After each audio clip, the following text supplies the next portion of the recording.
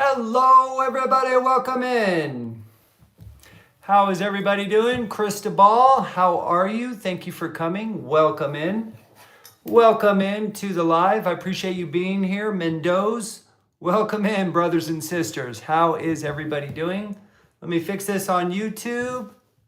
Welcome live. Remember to guard the privacy. Okay, we are live on YouTube and TikTok. Welcome in, everybody. Connected Cargo. Welcome in, brother. How are you? Is your vacation over yet, or are you still in vacation? We will get started in just 1 second. Today's live is about brokers outside of the United States and what we think about that, right, people? What do we think about brokers outside of the United States of America? Let's see. Cristobal says, I want to go drive to the USA. All right. Where are you, Cristobal? Where are you? Are you in Mexico? Are you in Canada? Farther south than Mexico? Where are you? James Barden, 41. Thanks for coming in, man. I appreciate you being here. Live on YouTube. Welcome in. Thanks for being here. Appreciate you guys being here. Thank you. TikTok, welcome in. Welcome in. How's everybody doing? Let's see. Today we are talking about brokers outside of the United States. We will get started in just 1 minute. We have a special guest today, so if you guys could share this live, please, I would really appreciate it. Please share the live. If you haven't done it yet, please tap that screen. Already 115 likes. Thank you guys for your energy. You know how much I really appreciate it. Thank you so much for everybody being here. YouTube, hello, welcome in. Thank you for being here. I appreciate each and every single one of you. I really mean that. I don't just say that. Thank you for being here. I really care about you guys, and I really appreciate you guys being here. You make this all possible, and I really appreciate it. We are talking today about brokers. Thank you for the heart, me fire. Appreciate it. We are talking about brokers and carriers working outside of the United States today. What does everybody think about that? Let me know in the chat what you guys think about that. That's right. Tap the screen, please. Firefox 1204. Thank you. Please tap the screen. Let's get this out in the algorithm. Let's make this an unbelievable live today. We have an amazing guest for you coming in about 15 minutes. This person is going to teach drivers or help us drivers on how to better ourselves, on how to get the things that we want, how to try to get back power within the American trucking.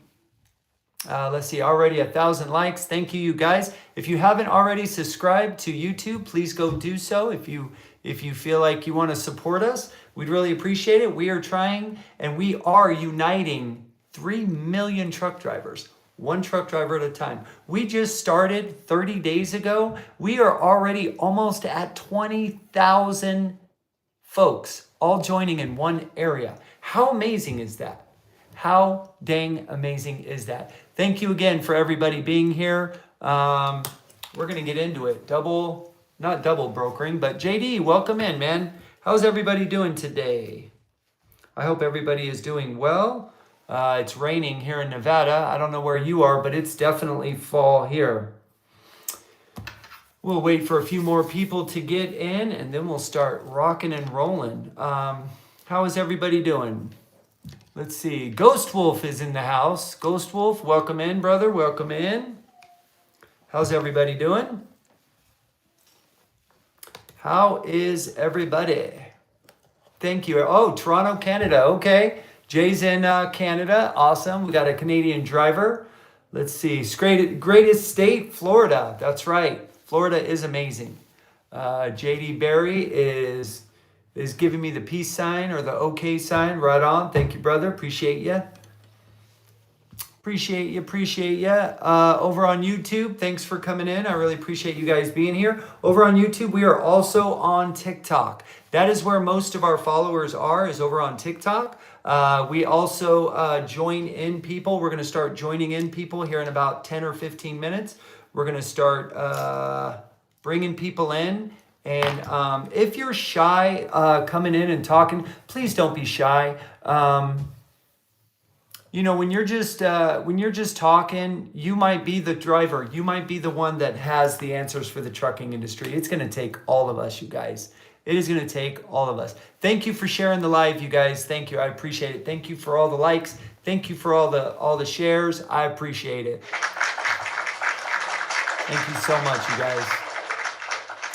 Let's see. We got Jay the Examiner in the house coming in. Sergio Jimenez is here. Thank you for joining us. Ghost Wolf is here. I already said that. Thank you. JD Barry, thanks for being here. This is going to be pretty cool live.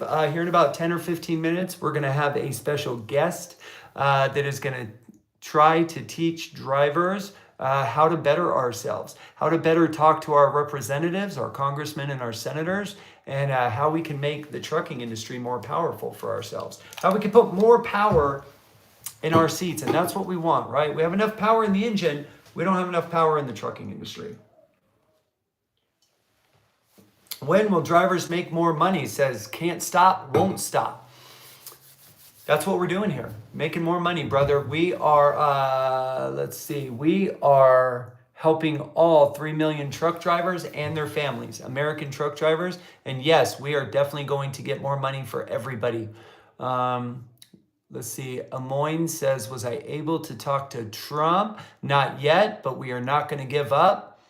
Sean Duffy just said adios to 194,000 CDLs, scam CDLs, non-domicile CDLs that drivers were not properly trained, right? And those drivers are gone. And that is great because we want our roads to be safe, correct? Yes, Firefox 1204 says, it's time to update the system in USA trucking industry. That's right, Firefox. And I think that the United States is getting the attention it needs. With me and many, many others, we are sounding the alarms. We are blowing the whistle. We are notifying our representatives on what's going on. All the scam DOT and MC numbers, we're letting them know all the scam CDLs that are out there. Those of us that are true professionals, those of us that are American truck drivers that are true professionals that care, we are sounding the alarm at a high rate. So they're listening, but it's going to take everybody to get involved just a little bit. So I encourage everybody, please get involved. Let's see. All right, Freddie Transport says, I have a question. I have an AI dash cam. All my friends tell me that they get reported to DMV. I'm not sure, but you don't have to have that, right? That's a company policy. That's not a federal policy. You also say, and does the insurance know those little errors cause the camera annoy me every time there's a mist? Yeah, I hear you. Like every time you make a turn at 2 miles an hour and it says abrupt driving or something like that. I would just encourage everybody to, if there's a driver cam, especially the ones that are facing in. Personally, I don't mind the ones facing out. I have one for my truck that faces out, but the ones that are facing in, that's a violation. That goes against all of your rights, and I would flex my rights for sure, no matter what it costs me. Because if we don't have rights, we don't have a country. We gotta use our rights. It's just like our bodies, right? If we don't use it, we'll lose it. Let's see. Running Wolf says, with no name given. YouTube, welcome in. Thanks for being here. I'm reading comments right now off TikToks. Let's see. Running Wolf says, congratulations to Arkansas for stopping over 150 unlawful drivers, including one that had a New York license. That's right, Running Wolf. I don't know if you saw my video and the many other videos of the Oklahoma DOT scale house that caught that New York truck driver, literally said no name on his CDL. How is that possible to not have a name? Are you kidding me? Hey, Wolf, Running Wolf, if you or I went to our local DMV in our state, would that work for you or I as an American citizen? Wouldn't work for us, huh? How does it work for anybody else? These are the things that we need to start fighting for sure. Running Wolf says, yes, and so did Arkansas. Okay, word. Arkansas and Oklahoma, you two states, y'all are my heroes, and I mean that. I mean that from the bottom of my heart. Thank you for saving my family's life. You could have literally just saved my family's life. You for sure probably saved someone else's family's member's life, right? Because all of our families are on these roadways, y'all. So it's really important. Ty Hassan says, we are supporting you. Thank you, sir. I appreciate that. I support you as well. If you are an American truck driver and or family member of an American truck driver, I support you, I love you, and you are a part of this family at Truckers Unite Now. That is for sure. We're going to be setting up a new guest studio in my bedroom that's going to have like stenciling of this, where it's just going to be much, much nicer. My wife isn't extremely thrilled about that, but she understands I'm trying to grow, and we're uniting one truck driver at a time, and it's important. All hands on deck right now. All hands on deck. We are blowing the whistle off this. Is there anybody new in here? By the way, thank you, Muhammad 2026. Thank you for the share, or I mean the follow, man. I really, really appreciate it. Thank you, sir.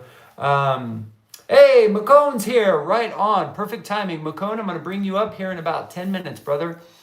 Let's see. Here in about 10 minutes, I'm going to read my little speech. If you haven't yet shared the live, please share the live. Let's get this out there. We got some really cool people in here today that are going to help us all grow and learn.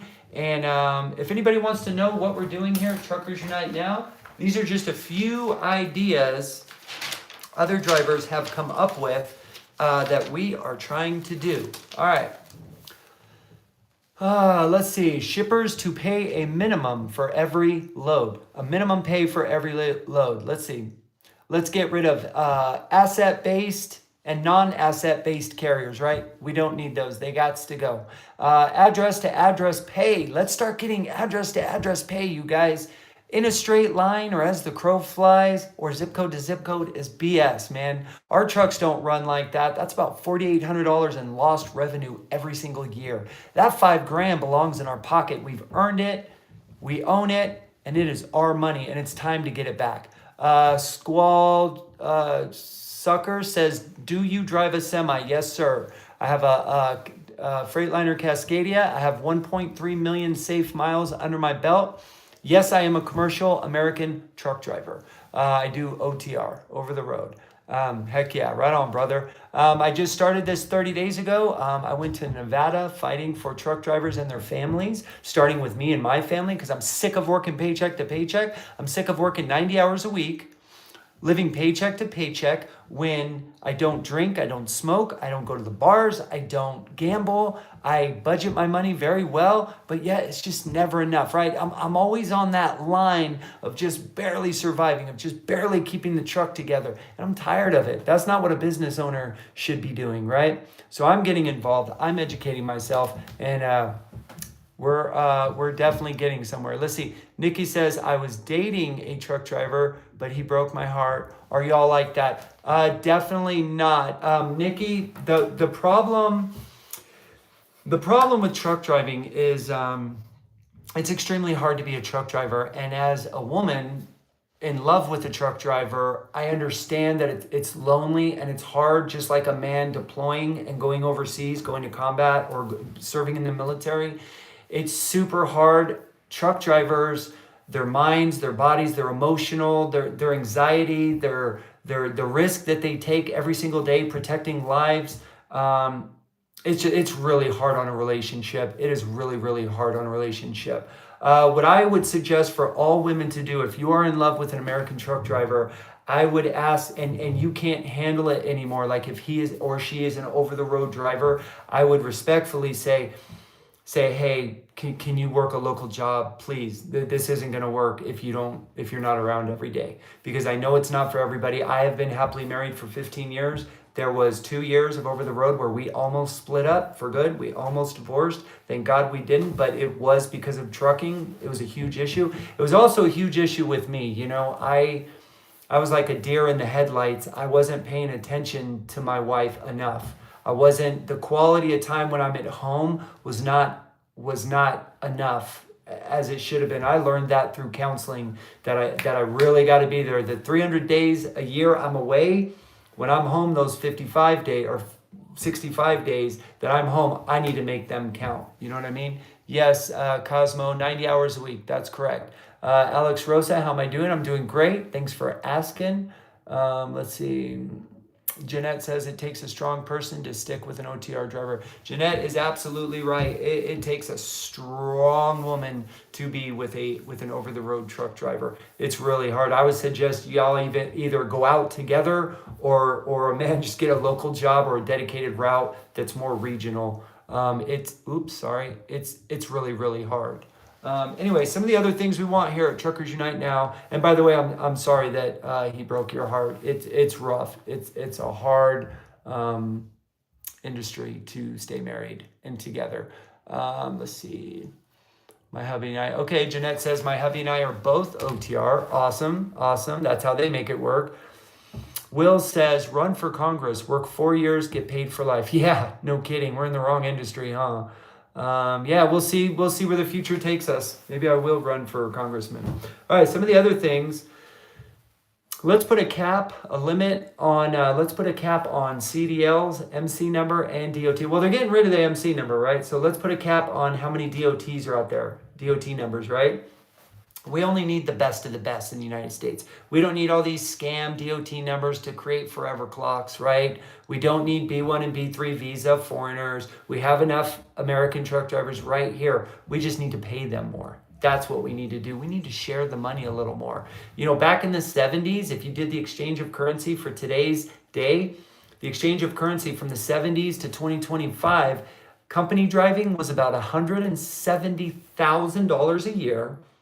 Imagine making $170,000 a year in 2025 as a company driver, and owner operator is about $300,000 to $350,000. That's how much, and that's net. That's not gross. That's how much commercial truck drivers were making in the 70s. Don't let anybody tell you otherwise. Anybody that's saying that a truck driver doesn't deserve that much, or they just hold a steering wheel, they obviously are not aware that truck drivers lose their life on average at the young age of 62 years old. That's our life expectancy. A American truck driver's life expectancy is 62 years old on average. Our job, every time we start that key and we start driving down the highway, our job is 7 times more dangerous than law enforcement. So think about that for a minute. 7 times more dangerous than law enforcement. Thank you for everybody being here. Please share the live. We have a special guest in today that's going to help all of us drivers. Is there anybody new in the chat? Let me know in the chat if you're new here. By the way, thank you for the shares. I really appreciate you guys. This is for you. I just learned how to do that today, by the way. Thank you, Enrique. Yes, okay, there are some new people. Okay, so we're going to go over a few things really, really quick, and then we're going to get some people up here, okay? So we're going to burn through this. We're going to burn through this pretty quick. Let's see. This is a national emergency. This is a national emergency and beautiful lives are at risk. The trucking industry needs national attention and an executive order signed by the president to save the American truck driver, their families, and the middle class. We need to restore power and control and financial wealth back to the American truck driver and their families. I drove from Nevada to Washington, D.C. to talk to the president for all American truck drivers, for their families, and to share our stories, our struggles, and to bring some solutions to the corruption, the darkness, and the theft within the trucking industry. Truck drivers and their families are being taken advantage of every angle you can imagine. Shippers, mega carriers, and brokers are taking 30 to 60% of the revenue from the American truck driver that they have earned. The brokers sell the load sometimes 2 to 4 times before they can even find a driver, and before it's even picked up. Empty miles are never paid.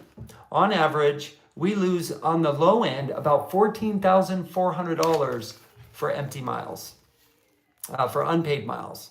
In no other industry is this acceptable. Construction equipment must be paid.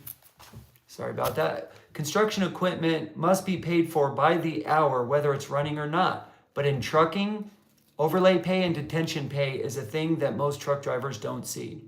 Truck drivers are paid zip code to zip code in a straight line or as the crow flies. This is a scam made up to steal billions of dollars from the American truck driver. Thank you for sharing the live, you guys. Y'all are my heroes, for real. Thank you for sharing the live. Thank you for liking the live. I really appreciate it. In realities, our trucks drive address to address, and in my estimation, we're losing about $29,000 a year in lost wages. Enough is enough. Shippers and consignees are constantly wasting our time. They are scrolling on social media about 30% of the time, and they're either lying about the other 20% of the time, or they're too busy to load us or to unload us. They're just straight lazy.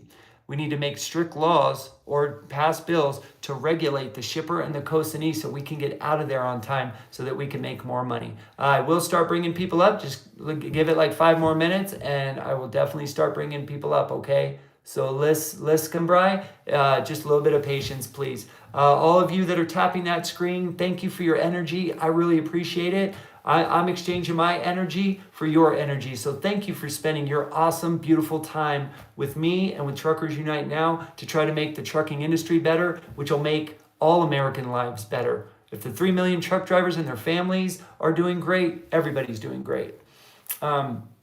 The American truck driver sacrifices the most valuable time on earth, which is life, and which is the time for their families. We miss birthdays, anniversaries, holidays, funerals, weddings, special events, all so the American people can have the goods and services that they need to survive and to work. We do this for the economy and for our American people to stay strong. Americans, in my opinion, we should be getting at least $25 a night hazard pay to sleep in our trucks. Sleeping in a 73 square foot box is not that fun. Don't know if any of you here have done it, but it's not that fun. Maybe in the beginning, but we should be getting paid for spending the night in our truck for sure. Freestyle says, brother, what's up? How's it going? Welcome in. Next, this should go without saying, medical, dental, vision, and a great retirement package should be provided to all truck drivers and their families. American truck drivers and their families are the lifeblood and the backbone of this great nation. Our time to be heard is now. Freestyle, you are welcome, sir. Thank you for being here. In the 1970s, truck drivers were making approximately $35,000 a year. In exchange of currency for today, that would be about $170,000 a year. But sadly, most commercial truck drivers are only making $60,000, maybe $70,000 a year. And it's not enough for the American family. Hello, Lee and Lisa. Welcome in. Thank you. This should be a really, really good live. Instead of a living wage to match 30% inflation and a drop in 20% trucking rates in America, truck drivers are being taken advantage of on all sides. The truck drivers are making about 50% less right now because of those two statistics alone. Yet, the American truck driver is still providing the exact same amount of energy on a daily basis, if not more, to get our goods and services across the country. And Junior or JB, thank you very much for that. I appreciate that. Wow. Thank you for the roses. I appreciate that. Coach, thank you for the roses. Truck drivers need lobbyists to work for us in government to protect our way of life and revenue full time. If we don't act immediately, mega carriers, shippers, and brokers will destroy our beautiful and profitable industry. A few become rich while the middle class burns out slowly. Food at the truck stops, it's absolutely disgusting and disrespectful. Take your pick, poison or sugar. Which one do you want? We've got to get, must get healthier options inside of the truck stops. Trash, coast to coast. Truck stops and our highways are looking more like a third world country. Let's clean up our highways. Let's clean up our truck stops, one truck stop at a time. Personally, I try to, on my way to the truck stop, I'll pick up a piece of trash and I'll throw it away. And I try to get the nasty stuff. If I see a pee bottle or something like that, I'm just going to say, I pick it up and I throw it away. I have rubber gloves that I keep, the surgical rubber gloves, for grease. I put one of those on. If I see a urine bottle, I throw it away. You know why? Because I don't want to look like, when people look at truck drivers, when they see that, they're going to label all of us. Unfortunately, that's human nature. So I try to give back and let our country know, let our citizens know, not all truck drivers are like that. Let's see. There are a limited amount of shippers in this country. Let's cap CDLs, brokers, and factoring companies. Well, MC numbers are going out. So That way we can enjoy our very short life, right? On average, 62 years is an average truck driver's life. So yes, we should be getting paid the bigger part of the revenue. We should be going on 2 vacations minimum per year, because unlike brokers or shippers or anybody else, most of us aren't going to see past 62. So yes, we need more money to enjoy our life faster because we burn out faster. Let's see, the small carrier and owner operator are 86% of this country. Don't forget that. The small mom and pop shops, the small business owners, the one man or one woman, one truck dream, American dream is 86% of this country. Only 14% is mega carriers. So who has the bigger majority of the labor? Let's see, Bobby 750 says, hey, wait, I'm 61. Well, Bobby, you are going to make it to 98, sir. All right, you, Bobby, because you have a great attitude. You're going to make it to 98 for sure. The American truck driver is slowly burning out. Insurance has become one of the biggest scams. The mega carrier gets a great deal because they can afford it, right? By hiring hundreds of drivers, they get a deal. By hiring cheap labor, they get a deal. But the small business owner, the one man, one truck, doesn't get such a great deal, gets taken advantage of. Yeah, I see you laughing, big boy. Laugh it up, Bobby, laugh it up. FMCSA code 371.3, let's talk about it. It protects the small carrier and the owner operator with broker transparency, okay? To know what the shipper is paying. The broker has very cleverly and dishonestly created what's called a carrier package, which makes the driver or small carrier sign their rights away. Of course, it's in small print, and most drivers don't know about this right because brokers and shippers have significantly hidden this from drivers, from owner operators, so they don't know what the shipper is paying. But get involved, get educated, and let's do this. Repeat the code, please. Repeat the code. So 371.3 in your FMCSA book. If you have the big one, it's page 160. Can you see it right there? Broker transparency. If you guys want me to read it, I can read it real quick. Wish him as he likes. So yeah, records to be kept by broker. I'll just read the 2 best sentences. The first one, so A5 is, and this is the broker has to do this.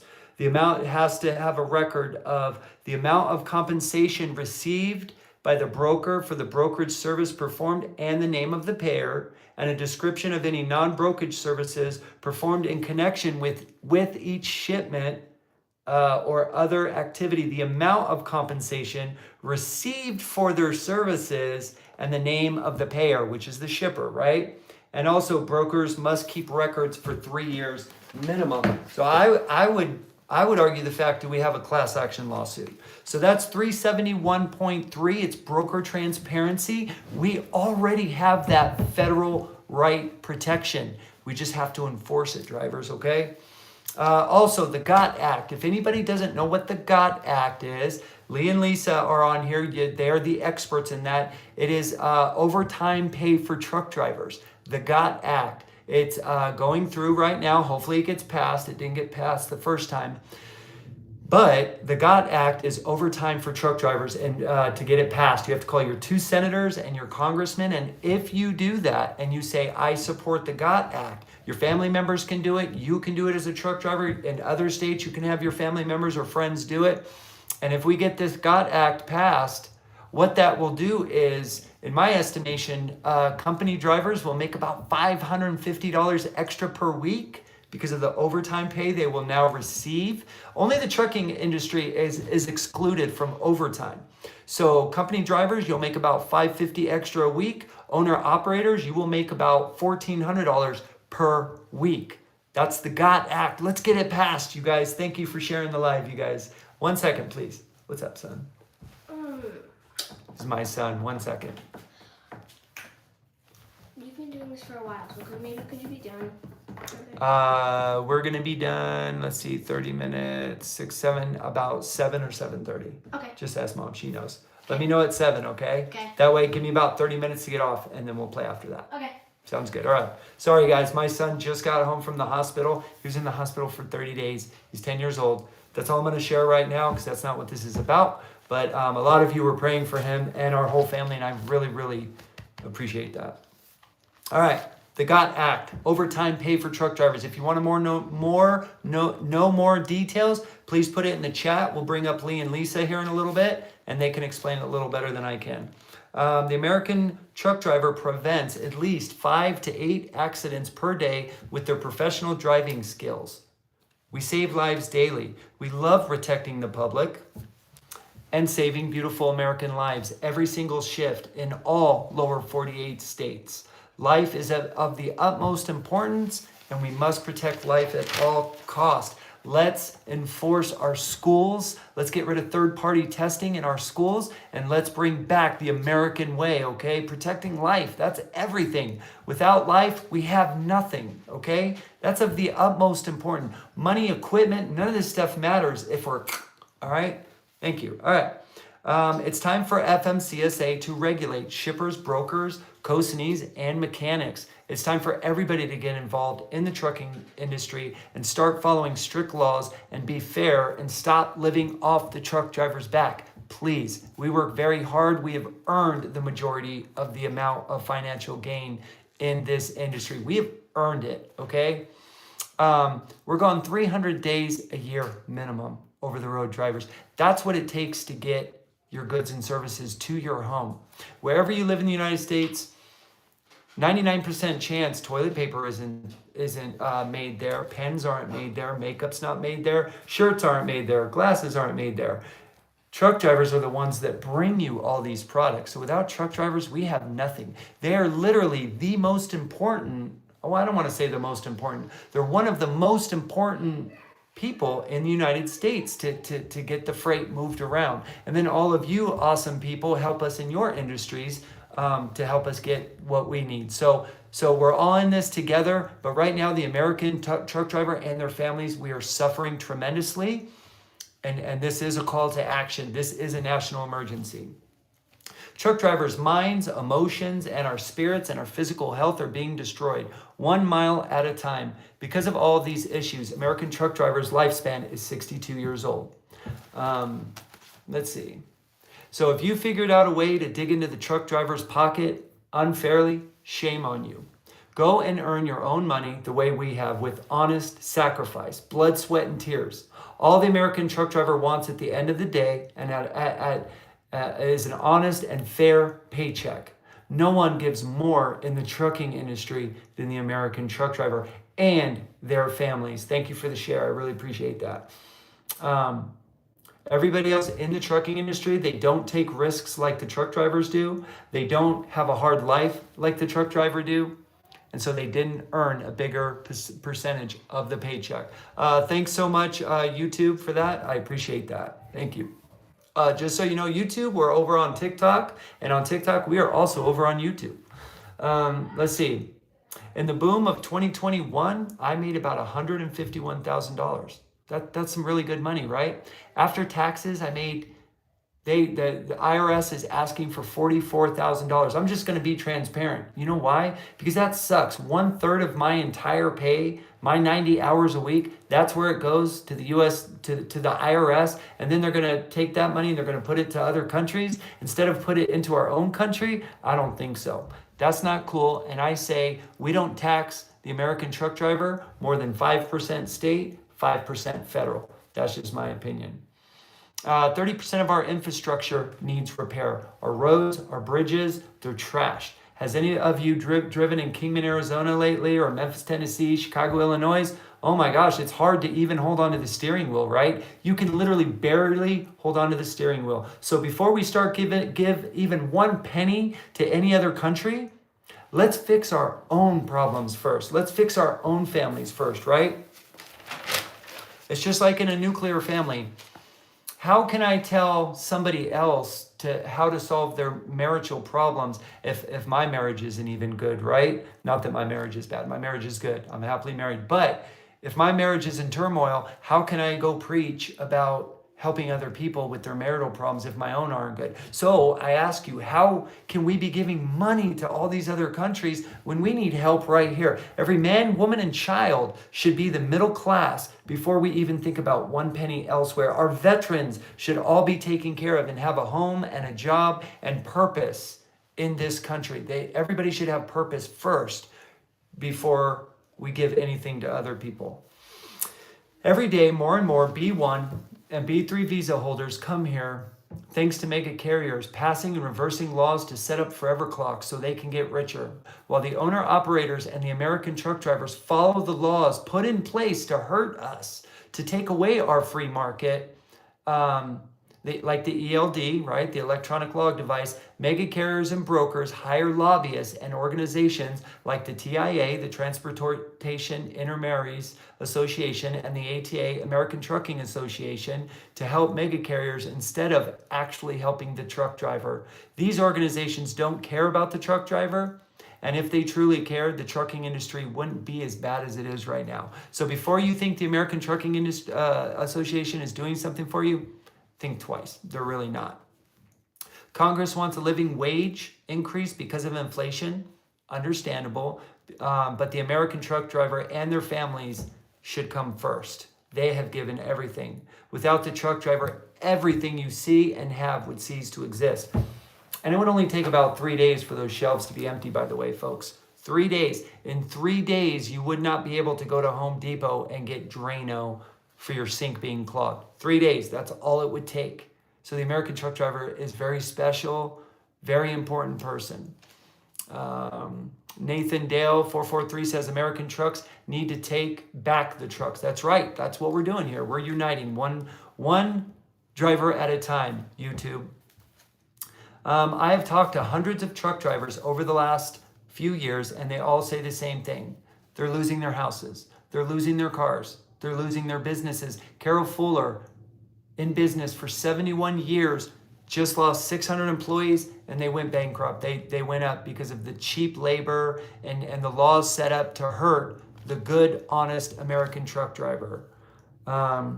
Brokers, I saw a video the other day and the broker was talking to a driver trying to get that driver to book the load. You could hear the anxiety and the stress in the driver's voice, and the broker was just saying, just laughing about literally zero tolerance. The driver started at $200 more. Broker was like, no. Then they went to 100, then they went to 50. Then the driver finally said, just $50, brother, please, I need it, I need it for tires or whatever. And the broker was like, sorry, I can't do it. There's a lot of other drivers that'll take it if you don't. And so the driver finally took it. And after the driver got off the phone with the broker was laughing and grinning. And at the top of his video, I reposted it, by the way. If you go back and look at my log, my videos, you'll see it reposted. The broker made 34% on that load. And what did it take? An hour of work, if that, to write the freight bill up, to write some emails? That's not cool. That's theft in my book. Where I come from and how I was raised, that is straight up theft, 34%. That broker doesn't need more than 5 to 7%, and even that is super generous. Period, end of story. While Americans' finest truck drivers work 70 hours a week, lobbyists pass and reverse laws that hurt us and take advantage of us, and slowly but methodically stealing and pocketing more and more of our hard-earned money. They lie to the core, and they come up with clever ways to steal from us. There is no driver shortage. That's a lie set up by the mega carriers to become richer and to get cheap labor from other countries, to get richer and richer while the middle class burn out slowly. And remember, America was built with the middle class. It wasn't built by creating rich people. I'm not saying there's anything wrong with rich people. That's if you got rich, educating yourself and becoming smarter and growing a business, that's great. I'm happy for you. But we shouldn't have any poor people living paycheck to paycheck in America. If someone works hard, they deserve to have a decent life. Okay? Let's see. It's a dishonest way to get rich. Shame on you. You are using safety as a way of putting more and more money and pocketing your pocket. ELD is a total scam, and it destroys the 86% of us out there, the owner-operators out there, their free market. It destroys their free market. Truck drivers, let's unite now and show everybody how truly powerful we are. It would be much stronger for our country if truck drivers made $170K a year company and 340 net a year owner-operator, and put a 7% cap on the brokers, than for the brokers and the mega carriers to make millions or billions of dollars while off the American truck drivers' back. Not cool. Cabotage. Okay.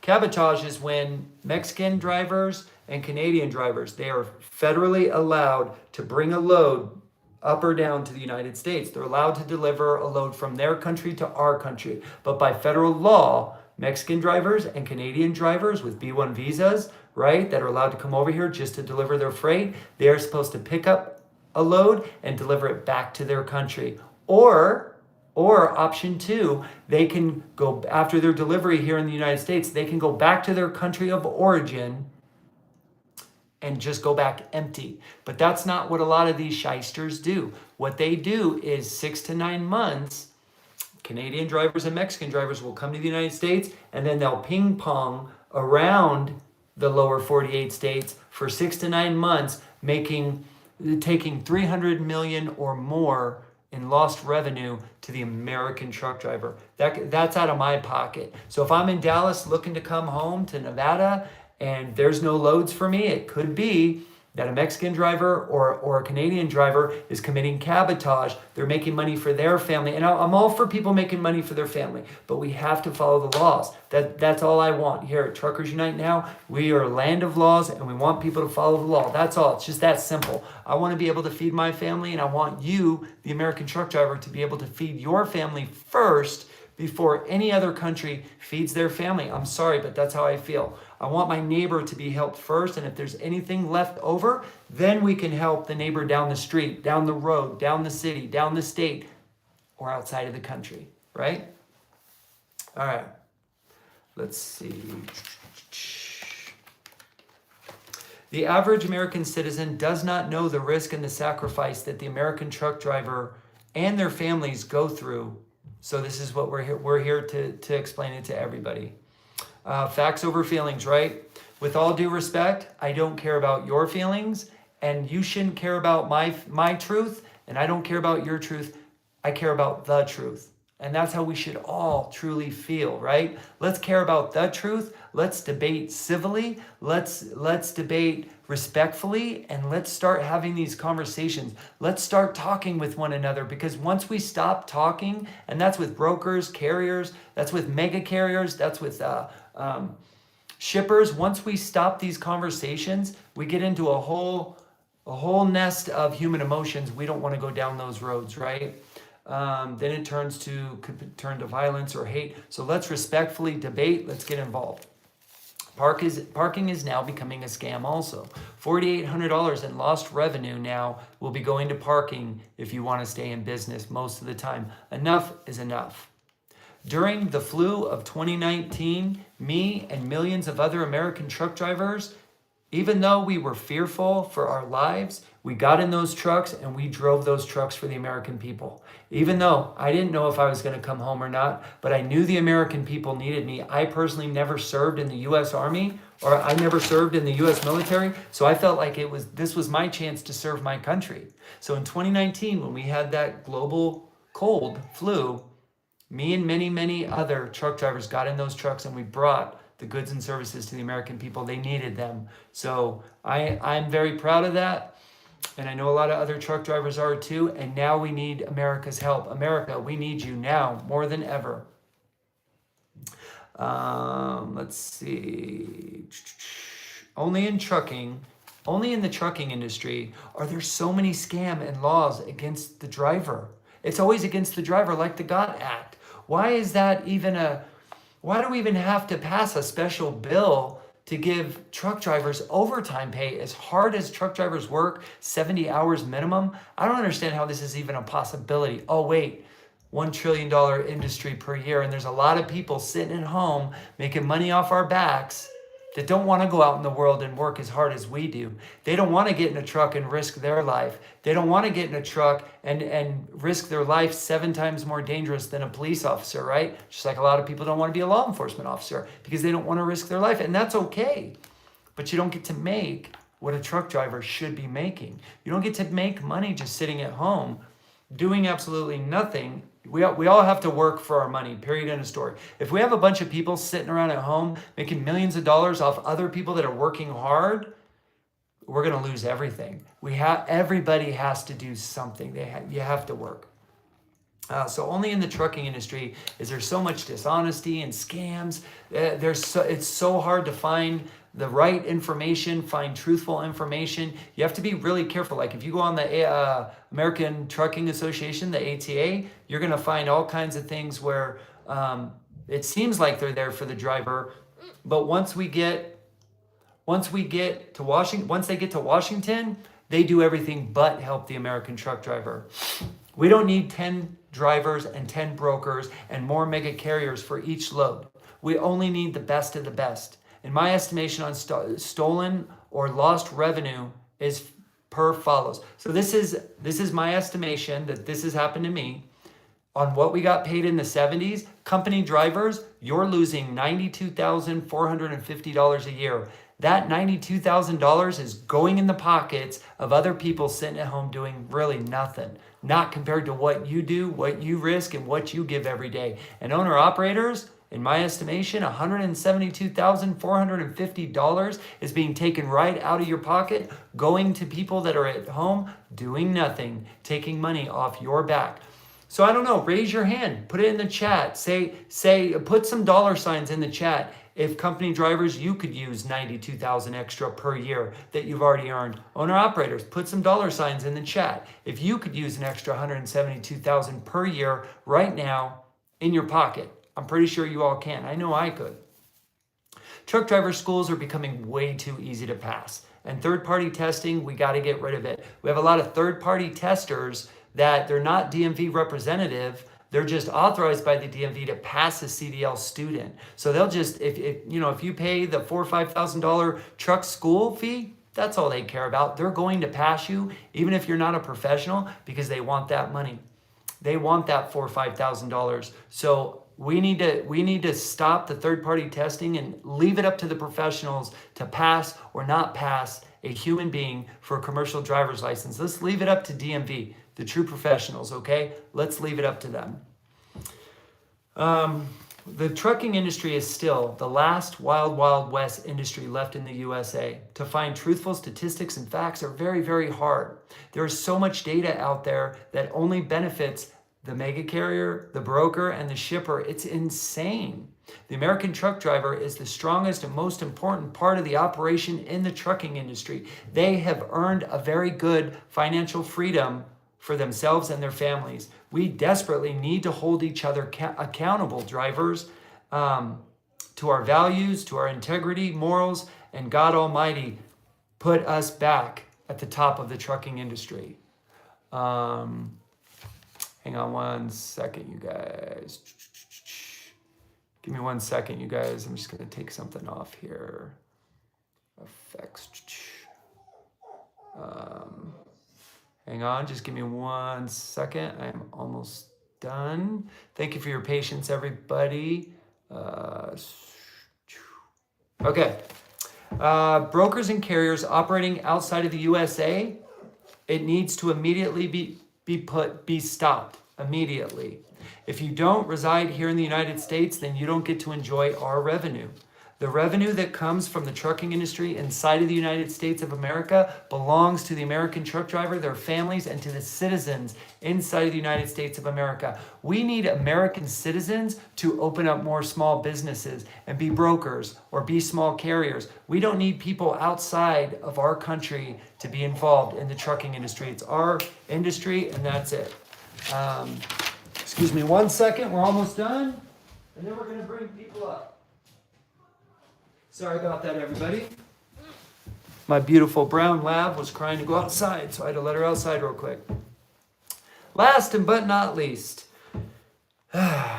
non-U.S. citizens need to be restricted in getting a CDL. We wouldn't let them get a pew-pew, right? We wouldn't let a foreigner come over here and get a pew-pew without citizenship, right? So why would we allow them to drive a torpedo down the highway around all our lovely, lovely citizens of the United States, our people? 3 beautiful lives lost in Florida a couple months ago. That was because a state and a school cared more about money than the American people. And it makes me sick, and I don't appreciate it. And my family's at risk, your family's at risk. We must put a stop to this. We must enforce our beautiful laws. And the FMCSA, Federal Motor Carrier Safety Administration. Okay, the Federal Motor Carrier Safety Administration, I'm sorry, Sean Duffy, handpicked by Donald Trump, is the Secretary of the Department of Transportation within our beautiful government, right? Now, of those organizations, there's anything that moves, right, is under DOT. FRA, Federal Rail Administration, FAA, Federal Air Administration, and FMCSA, which is our department, or the department we should be concerned about mainly, Federal Motor Carrier Safety Administration. They all have heads of those departments. Now, the FRA, Federal Rail Administration, has a man in office right now, and has in the past, that has been in the industry for 20 to 30 or more years, right? She was a rail engineer. FAA, that person used to be a pilot flying for 20 to 30 years, right? Has a lot of experience in flying and aviation, and they live, breathe, and eat it. They are passionate about it, right? But of course, in the trucking industry, right? The FMCSA right now has a DOT police officer in there that knows a lot about truck safety, but was never a truck driver. Before him was a attorney, was a lawyer, and it's a swinging door constantly inside the FMCSA. I wonder if it could be because trucking is a $1 trillion business. I wonder if there's a little bit of corruption there, or if there's something doesn't smell right to me. Because why in the FMCSA do we not have a truck driver with 2 to 3 million miles or more, which is 20 to 30 years of experience?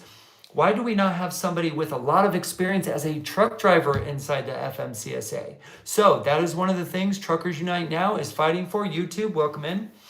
That is one of the things we are fighting for at Truckers Unite Now. We're fighting for a truck driver to be at the head of FMCSA. It should have always been that way. It always has been with the FRA and the FAA and other organizations, right? In any organization in politics, you want somebody that's passionate. You want somebody that's well-versed in that industry. You want them to be involved. So let's see. Okay, we're going to start bringing people up now. I don't see our special guest yet. David, if you're in here, please come up. Lee and Lisa, I'm going to bring you up real quick if it's okay, just on standby, if that's all right, just because this should get pretty good.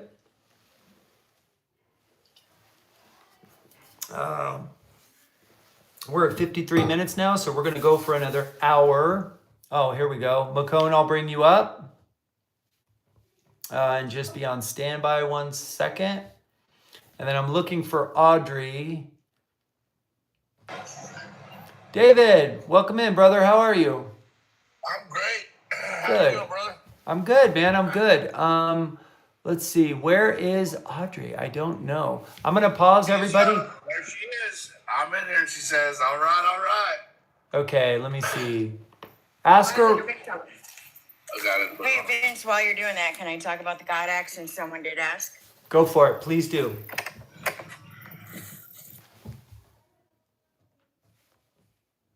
So in 1938, the Department of Labor came up with the Fair Labor Standards Act, which talked about overtime. It talked about child labor, hours that you work. And when it was created, anybody that is under the jurisdiction of the Department of Transportation, meaning truckers, rail, airlines, we're all exempt from overtime. So Congress has written a bill called the GOT Act, and it is in front of them now, that removes the exemption. It's literally a one-line bill. Removes, says we're no longer exempt. Whew, I'm out of breath. Sorry, just walked up a hill. It's okay.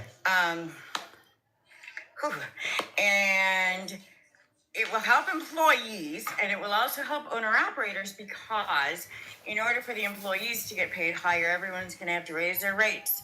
So that will help owner-operators. And what you all need to do to help us get it across the finish line is call your senators. You have 2 in your state, and your representative, and have your family and friends call. Tell them, I support truck drivers, and I want you to pass the GOT Act.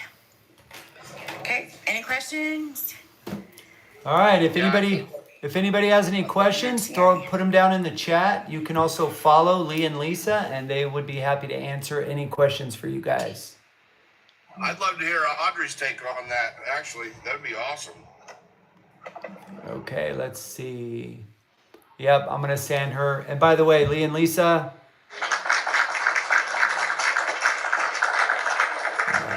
I'm looking for the invite. I think I already sent her. Audrey, if you can hear us, I already sent you the invite. Yep. You just have to click it now. Whenever you're ready. David, how are you doing? While we're waiting on I'm her. in my brand new truck. You're in a brand new truck? It's got the plastic on it, dude. It's one of these new Freightliner Cascadias. And I gotta say, this thing is pretty slick. It's nice. Nice. Real quick, Uncle Gus, Lee and Lisa, Uncle Gus wants to know, how does calling them help?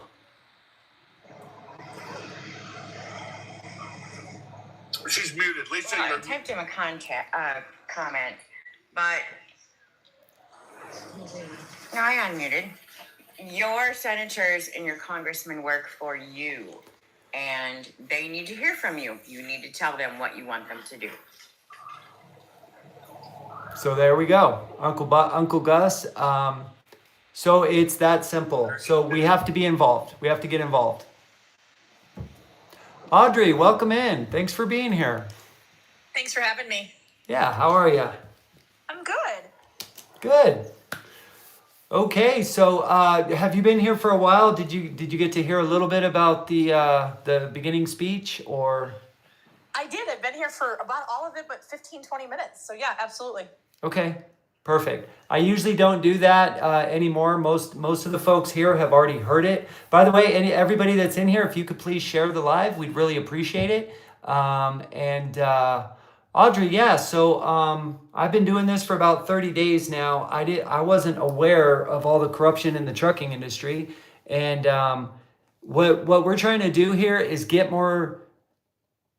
educate drivers and get them much more involved, so that we can take back the industry that we love so much, and we can start generating the revenue that we've already earned. What would you advise drivers on, like where to start or how to do that? Yeah, so I'm just going to give kind of a little background on me, so people kind of have a little bit of context as to who I am and kind of what and where I come from. I am a driver. I do not own a truck. I am not in the trucking industry per se. My background and my history is I started out in timber sales advocacy in the late 80s, early 90s, when we were losing our timber industry in the Pacific Northwest. Cut my teeth in that. If you would have told me, 25 years ago I'd be doing politics and all that, I'd have told you y'all were crazy, because I wanted to be a timber sales forester when I grew up. I didn't want to be in politics. But what I saw in the late 80s and the early 90s is the government taking advantage of people who just didn't know. That is not saying that anybody on this call tonight is not smart. That is not at all what I'm saying. What I'm saying is that there is a magical formula to be able to get access to the people who you need to get access to be able to make the changes you want to do. And unfortunately, the government does not make it easy for you to do. They make it incredibly complicated. They make it incredibly hard to access those people, and they say, hey, call us, write us a letter. And, I've gotten to know David and Vince a little bit here in the last couple days, and I was like, hey, by the way, that's not how you do it. And they're like, what are you talking about? That's how we were always taught to do it. And so what I would tell drivers that are interested in this is really go out and seek out that education as to how to access that information, how to access what you really actually need to do to get access to your elected officials, to those committees, and those types of things, and really get yourself educated about the process, the administrative law versus US code and all that kind of stuff. And if you don't have the time, I understand there's a lot of hardworking men and women on this call tonight. You know, seek out agencies, seek out groups like this that are going out and getting that information that can help you, and just stay in tune with them, and they're going to be able to teach you that information. So that would be my advice to drivers. Okay, is there would it be all right if drivers were interested? Could they contact you and get like additional help if they were interested or anything like that? Do you do that kind of thing, or would that be possible? So that's what I do. I'm talking to a number of the different organizations that are kind of interested in pushing through some of these initiatives and hoping to work with you guys going forward. But yeah, absolutely. This is what I do for a living now. I was sharing this with David and Minnie earlier today that, this is what I do. I go out, I go across the country. I'm hosted by various agencies and organizations and all that. And I go out and I train people. We sit down in your communities and we talk about how do you access your government, everything from your local HOA all the way up to the US government. And so that's what I do. I go out and I educate people. I think this is so important. And it doesn't matter. That knowledge can be used for drivers. It can be used by your spouses for helping with school issues. It can be used for your churches or whatever. I mean, that's the kind of thing. But there definitely is a formula that we're not taught to be able to access that information. So absolutely. Right. Yeah, so that's what I'm trying to teach drivers is, I hear a lot of people and they're like, "Oh, Vince, let me just throw a bunch of money at you, you fix it." And it's like, it doesn't work like that. I've learned at 47, I've forgotten everything from high school and junior high and I have a little bit of college.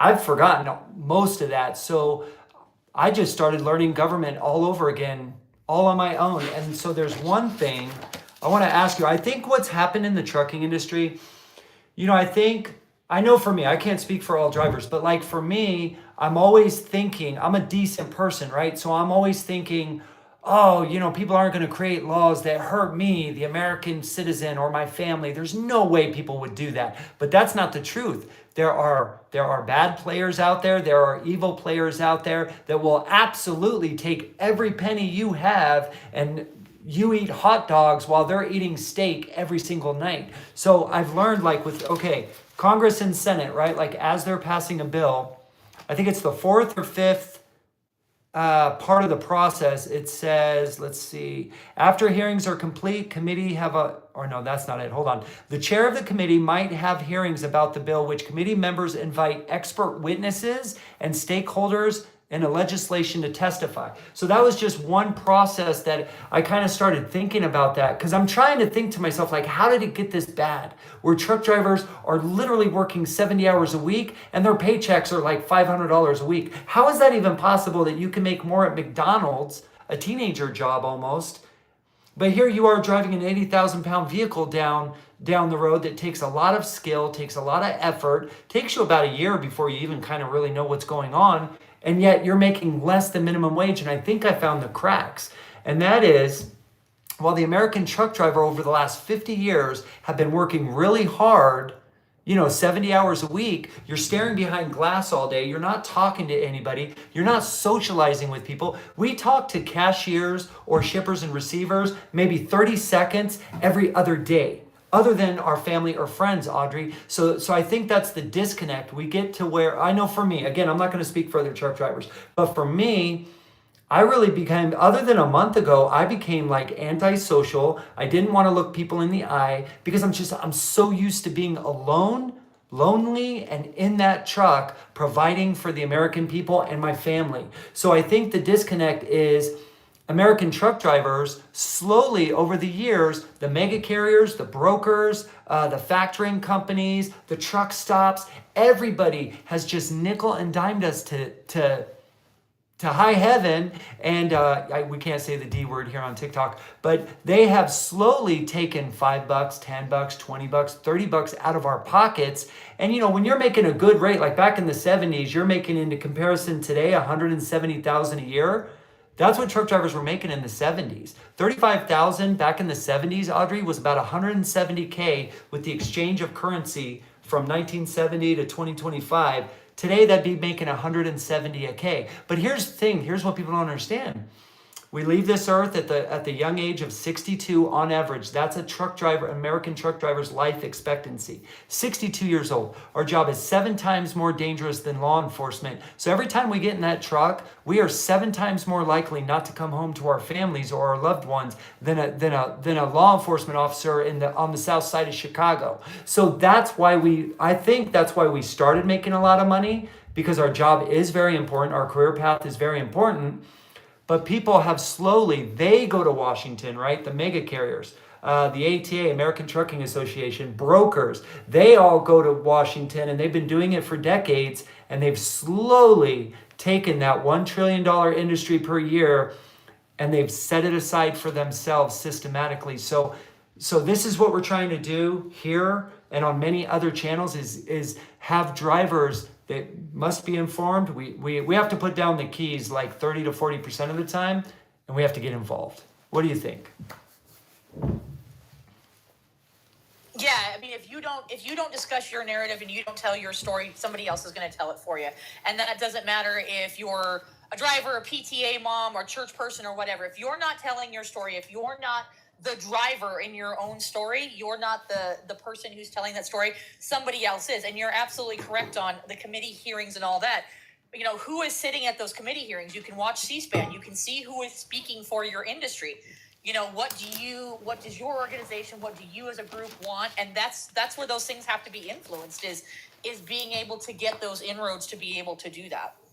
Okay, C-SPAN. So C-SPAN, let's see what else. Another driver told me, and I don't know if you know this specifically, but he said Congress has, he said Congress, and this helped me understand this, Congress are kind of like freshmen in high school, and senators are kind of like seniors in high school. Congressmen, out of the 435 congressmen in our country, 68 of them are involved in the Transportation and Infrastructure Committee, which is the trucking industry. And out of the Senate, out of the 100 senators, there's 28 senators that are involved in the transportation and science.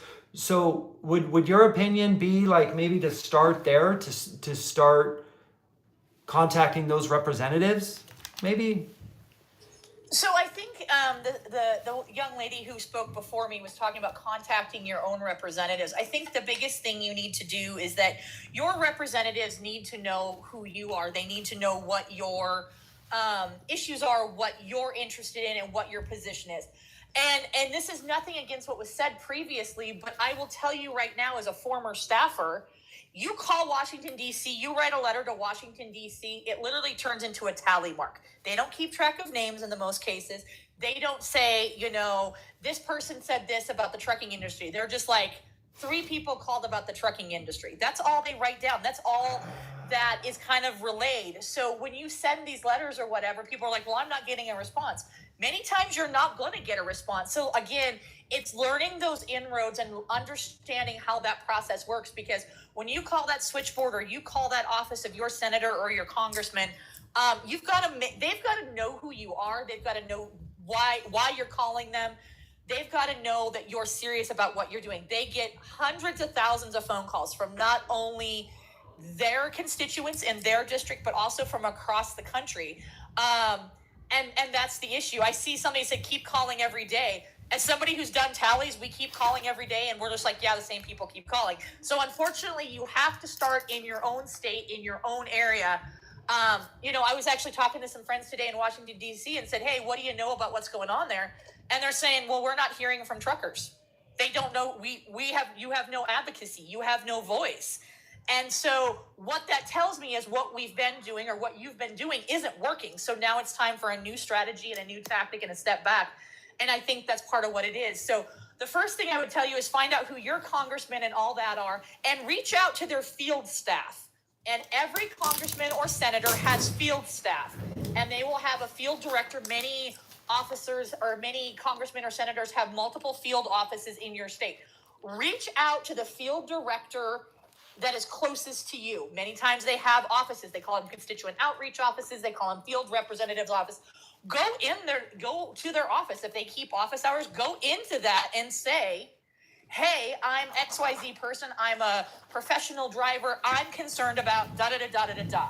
And make sure they know who you are and get on their list that every time, if one of your congressmen or your senators is on one of those committees, find that out. Make sure to say, hey, I would be interested in knowing when this is going up for vote. I'm a subject matter expert in this.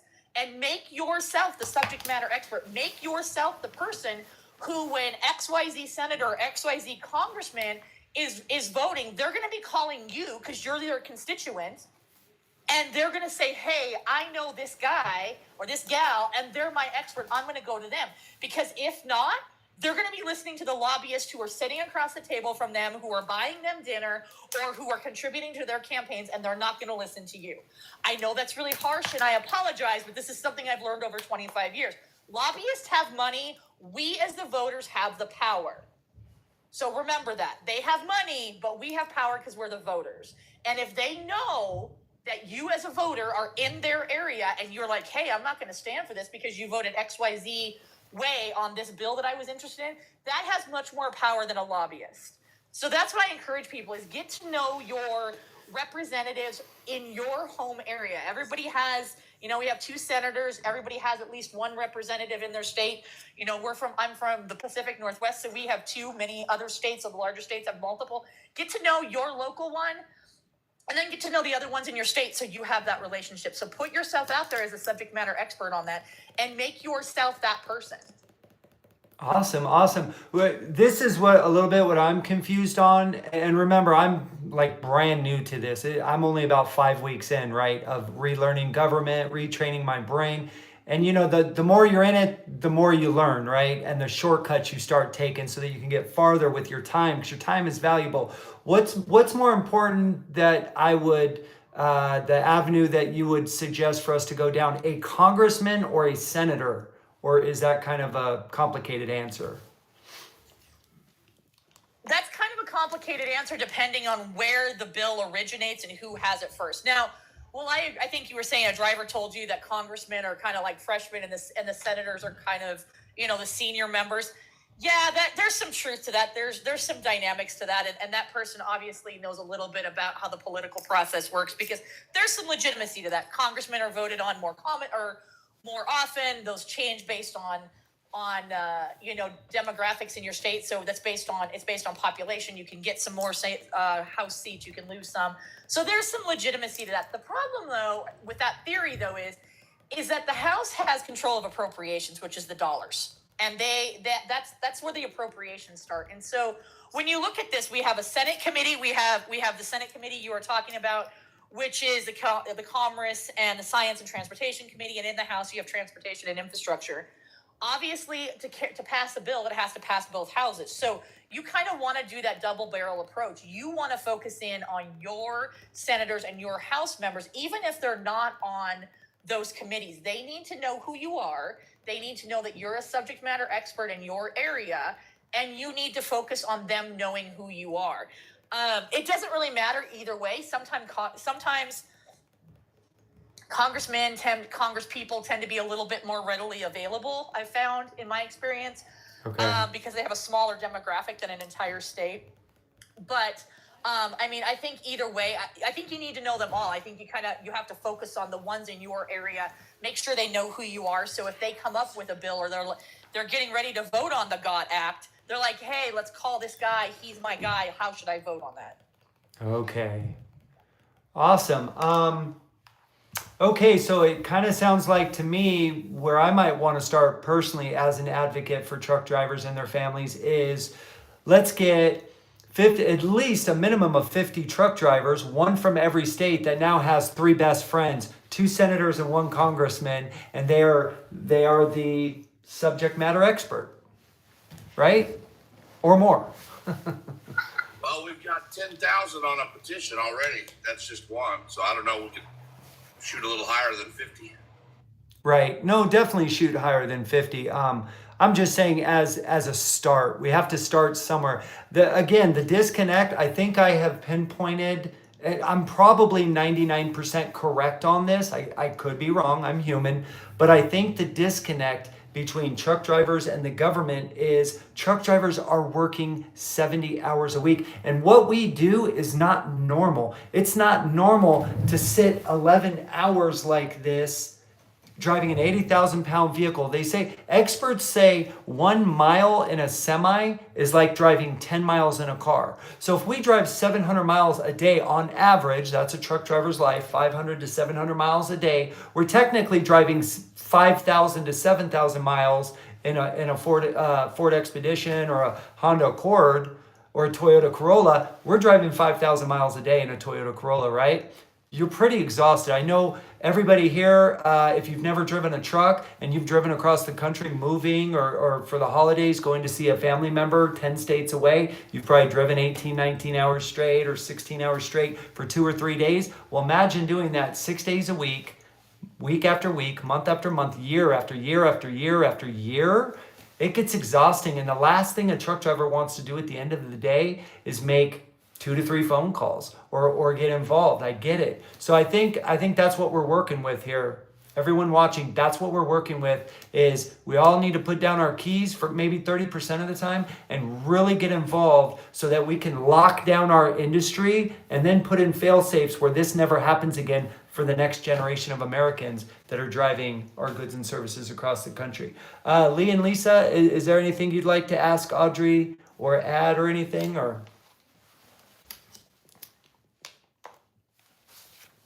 No, it's funny because Lee's listening tonight also, and he said she didn't literally say anything different than he and I have been trying to tell people for the years. You know, it's a big deal because truckers are scattered everywhere, and there's not enough in any one representative's district to skew the vote enough where even if I found all the truck drivers that live in my representative's district and we all showed up at the exact same time, we don't have enough to tell him, you do this or we're not going to elect you. That's the issue with trucking. I mean, plus, we don't even make it home for election day. Half of us have to do absentee ballots. So it's difficult to even get them to vote, let alone, show up at a meeting. Yes. Yeah. So, okay, well, I think that's our new mission is for all of us. So there's 170 people watching. If anybody in the comments right now wants to ask Audrey a question, Lee and Lisa a question, feel free to ask away right now while we have them here. Also, if anybody else has any ideas on how we can get truck drivers motivated to do these things. Personally, I think if we just did this for like 6 months to a year, maybe 2 years max, if we all got involved, I know the last thing we want to do is get involved with government, but if we did that for just like 6 months, maybe a year, maybe 2 years at the most, if we did that, we'd never have to do it again, and we'd be making 170 to 400,000 a year. Again, we'd be taking 2 vacations a year. We would be taking our spouses, 6 date nights a year. We'd be buying homes and paying off all our debt, and it would be awesome. So what's wrong with that? Putting down the keys 30 to 40% of the time and getting involved. How much money are we all making right now? If we're doing so terribly right now, do we even have a choice? Is the option to keep slaving away, making less than minimum wage? Is that the answer? I don't know about you guys, but that's not working out for me, and I don't even enjoy it anymore. It's like such a drag to work 11 hours. Like in the morning, I'll just start my truck and I'm like, why am I doing this? Like, what's the point? I used to, go places with my family, and I used to, we were buying furniture and we bought a house and we were going places and doing things. We were having fun. We were having the American dream. We were having a life. Now it's paycheck after paycheck after paycheck. It's not a way to live. It's just like a slow, miserable, the D word.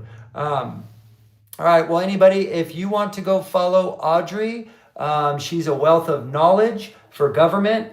Like she said, we have to get involved. Lee and Lisa are also a wealth of knowledge. Let's utilize these tools. Audrey, is there anything else you'd like to add or?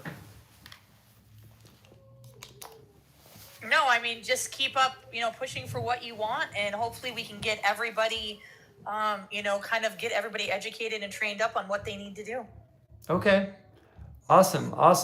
Well, thanks so much for coming in. I'll keep you up if you want to stay for a little bit. Maybe some people in the comments are going to be, you're more than welcome to stay in if you want. David, do you have anything else to add, or what's up, brother? No, that's pretty awesome. I'm just glad Audrey came on. Same. Really nice to hear what you had to say. And I think we need to pay attention to what she's saying, that it's not so much our congressmen that we need to be getting hold of, it's the staffers that work for them. Right. That's the relationship we need to be building. Those are the guys that really matter. If I get that right, is that right, Audrey? Yeah, I mean, those field staff and those people who are advising those congressmen and those senators, those staffers play a huge role. They're policy advisors.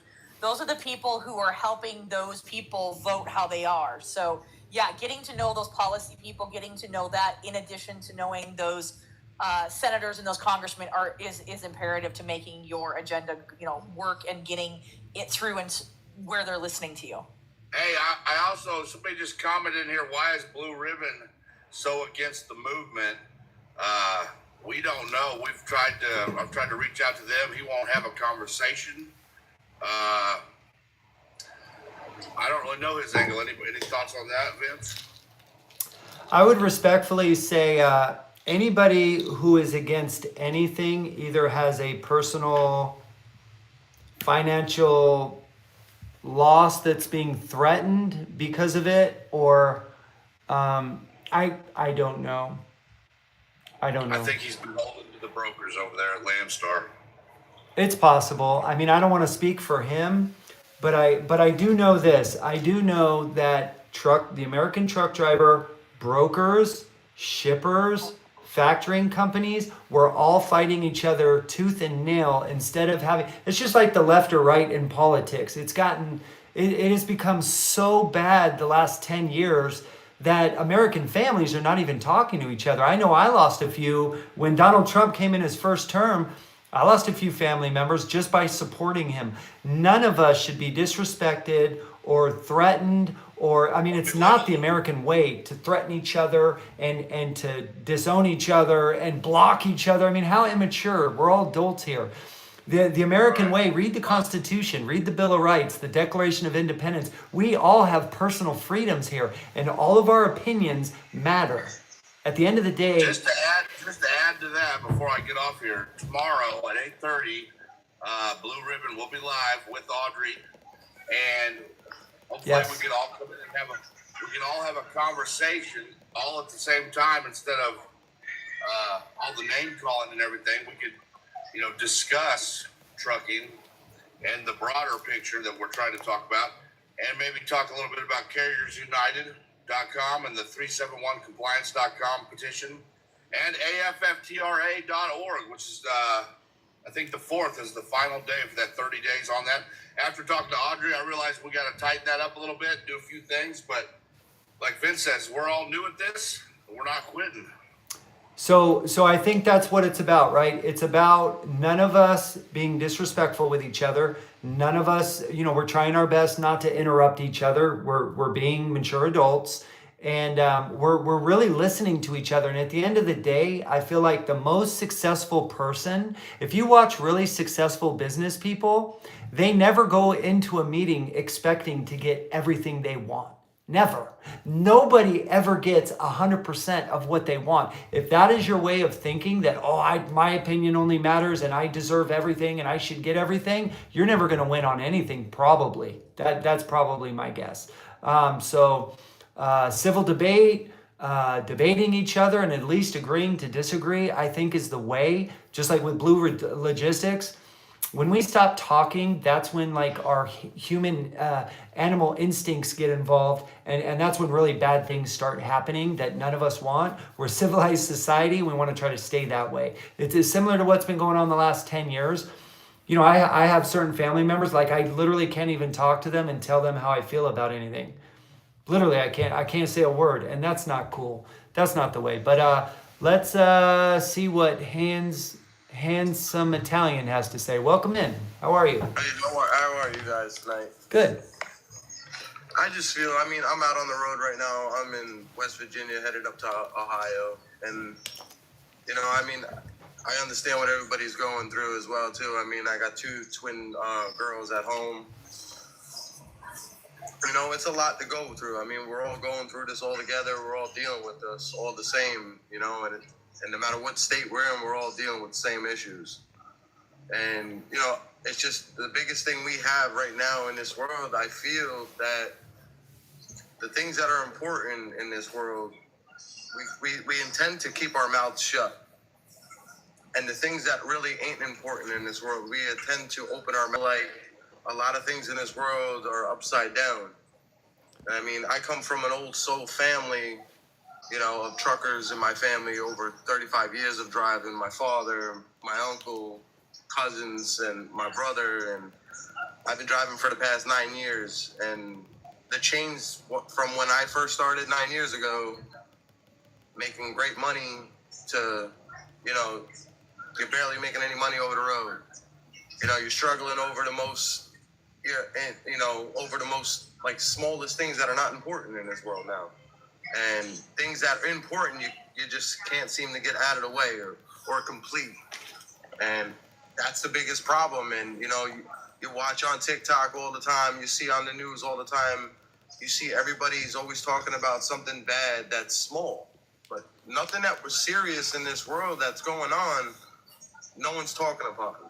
Like, I watched you when you were live in front of the White House. Like, I watched you. I started following you. You know, I'm glad you said something, but it's so small of all of us to say something. That's the thing. The things that are important, we're not saying. We're keeping our mouth quiet. We're not saying nothing about it. We're not doing nothing about it. And how many truckers are out there are going to really shut them keys off, knowing that they barely make the money that they make now, to shut them keys off and to actually get together and do something? It's like going to a casino. It's like a gamble.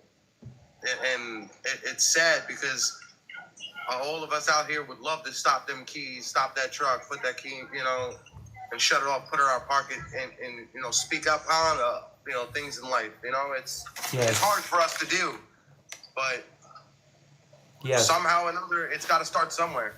And I feel like right now what you're doing is a great job in starting somewhere. If you don't start somewhere, then you know what, you're never going to end up being anywhere, you know? That's so right. It's, you know, God bless you for, you know, speaking and, you know, upon us and yourself and your family, because we're all family out there. I mean, we survive by feeding our peoples, delivering things. Like, you know, no one's got TVs unless we deliver them. No one's got food in their stores unless we deliver them. We all work together in this world, and somehow or another we keep getting pushed apart. That's right. You know, and we're all family, no matter what any race is in this world or not. No matter what, we are all creation of the Lord. You know, but it's hard for us to open our mouths sometimes. You know, and some of us just keep turning that key, just getting up, thinking that it's going to be a change. One day we're going to wake up, it's going to change. And it's not. It's not going to change. And the only thing that seems to be changing is it keeps changing to get worse and worse, you know, and it's very upsetting, you know. It's a lot, because you know what, most of these brokers, they get rich off of things that we do. You know, I've watched some of these bills. I've owned my own truck for the past 2 years. Right now my truck's down, but $27,000 in insurance. Now they raised it to $1.5 million for insurance. And I'm based out of Jersey.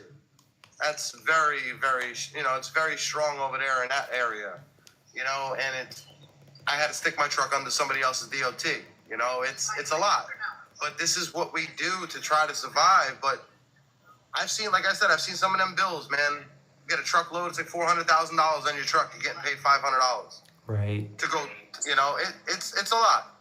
That $2 a mile, I'm sorry, but I give or take, I think minimums for anything should be at least $4, nothing less than $4 a mile. You know, if you work for United and Mayflower and certain businesses like that, some of them, yeah, but that's moving and stuff. It's still backbreaking stuff, but it's $12 a mile. But again, now you're killing yourself in other ways. So can I ask you, what for you, Is it hard to get involved and just be honest? We're all just being transparent and honest here.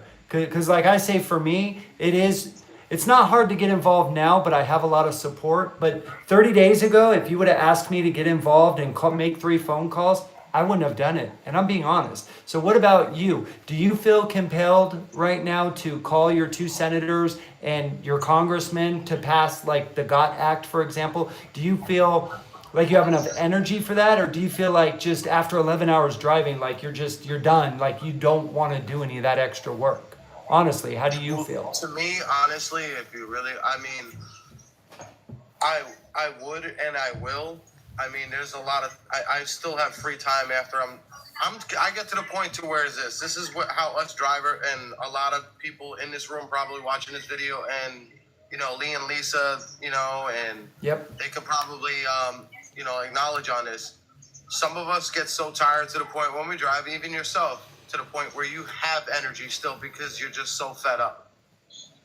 Because you're basically passing your sleep mode to the point where you're driving so long that you just end up staying awake. It's hard to sleep at night. You're overthinking everything, right? Like I'm about to lose this and this. It's gotten to that point where, you know what, where I used to go home from work and go to sleep and wake up normal. To the point where I go home, I'm stressed out to the point to where if I eat even just a little bit, I feel like I'm so stressed out, like I want to, you know, go to the bathroom and, it's like, let it out. It's so, I shouldn't have to feel like that. A lot of people feel like that nowadays. Right. And it's the same, it's a shame because we should not be feeling like this. We do a lot as it is. And I'm actually parked right next to one of my boys. I got him a job and he works for Super Ego. He got scammed out for 3 months working. He was working and making $400 a week. I mean, now he's making a little bit more. But again, he's got bills and he's backed up on stuff. And it's like, he's got a little stress off him, but he's still doing it. But again, it comes down to us actually doing something. And most of us at this time, it's hard to turn that key off and actually do something. I mean, God bless you, you turn that key off most of the time now and try to do the best you can for us. Yes. That's a big thing because you're thinking about not just yourself, but everybody that is around you in the same industry. And like, you should be proud of yourself for that because a lot of people out there don't do things like that. Well, thank you. This world does not live on handshakes. No. That's right. Well, Timber Trucker just says in the chat, call when you're driving. You aren't going to have a 4 or 5 hour talk. It takes 5 minutes. And he is absolutely right. I don't think it's going to be that complicated, Italian, honestly, for us to change this and then protect it after we change it. I don't think it's going to be that hard to fix. What's hard is to get us all to stop for 5% of the time and actually do the work. We work so hard. We're so geared to just drive and work really hard. It's like, and we're the last to be thought about, Well, and a lot of people don't think that it's going to make a difference, but it is. We are the government. That's what people have to realize. The government is nothing special. They are representatives. They are our elected leaders. They work for us. Brother, you are the government. Audrey's the government. David is the government. And Lee and Lisa are the government. The citizens of the United States run the government. That's why we're called a constitutional republic. We're not communist. We're not socialist. We're a free society that governs the government, right? The government does not govern us. But we have to tell them what to do. Imagine if we all just stopped for even one day, it would ruin them. One day, it would ruin them. It really would. It really would. Just one 24-hour day would ruin them. And imagine what we can do in a week. It's just getting everybody to actually stand up more. Because right now, like I said, it's like we're all hiding behind a curtain, and it's not good for us. That's correct. Well, we used to stand up for what's right, and lately we have not been standing up for what's right. We've been actually just dealing with it. Yes. So what we can all do is, just like Audrey was saying, just like Lee and Lisa have been saying for years, we can get a hold of our congressmen, our senators. We can be the subject matter experts, right? Because we're the drivers. We know this industry in and out. This is what we do on a daily basis. Hey, So, Vince, I think Audrey was wanting to say something. oh, sorry, Audrey. Sorry, RJ. No, you're totally fine. First of all, thank you for your hard work. And, I want to tell you that we can develop strategies that we can give you the information and we can say, I understand that you're tired. And like I said, I want to commend everybody who's on this. It's a driver. You guys do amazing things for our country. And I think I saw it that they don't, I saw in one of the comments is, we're not respected. I will tell you that that's absolutely true, but there are those of us out here who see what you do every day, and I just want to tell you thank you. And I know you don't hear that enough. They're like the vet, and if you're a veteran, a double thank you. My dad was an Air Force, served in the U.S. Air Force, so double thank you to our veterans and and thank you to our truck drivers. But Thank you for that. Thank you. There are ways that we can help you to be successful in contacting those people where I understand I've been a single mom and I know what it's like to come home and you're wore out after 40 hours a week and you're trying to get kids and you just want to spend quality time with your spouse or your friends or whatever. There are strategies we can create for you that we can make this as simple as shutting the keys off in that truck and be like, all right, here's the message I need to send, or here's the text I need to send. And you literally click a button and it goes out and you're on that list. It doesn't have to be complicated. And absolutely, we are the government. And that I think is the biggest thing that we need to remember is I don't want anybody to get down on this. I don't want anybody to get down on themselves going, oh my gosh, I'm so tired. And I just don't have time, but I want to see this change. I can make this incredibly simple for you. It does not have to be complicated. That's awesome. And that's the thing too. That's the thing too. We haven't learned. I mean, we've learned over the years of being simple, but nowadays in this generation, no one's learned of it being just as being simple as as you're saying. No one has learned of it being that way.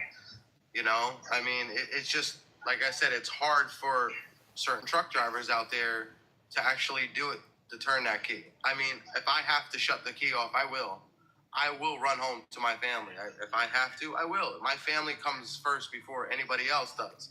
But my family also comes first just as much as everybody else in this world that actually wants to do good and actually have, a dream in this world. We all deserve a dream in this world. And it's gotten to the point to where it's a pick and choose of who gets their dream. Everybody should have their dream in this world. I mean, we all deserve it. We all do. Everybody works, whether we drive a truck, whether we work at McDonald's, whether we work at Walmart. We deserve to actually have our dream in this world. And a lot of people in this world just need to actually come together. And it hasn't been like that in a very long time. Well, that's why we started this channel. We now almost have 20,000 followers in 30 days.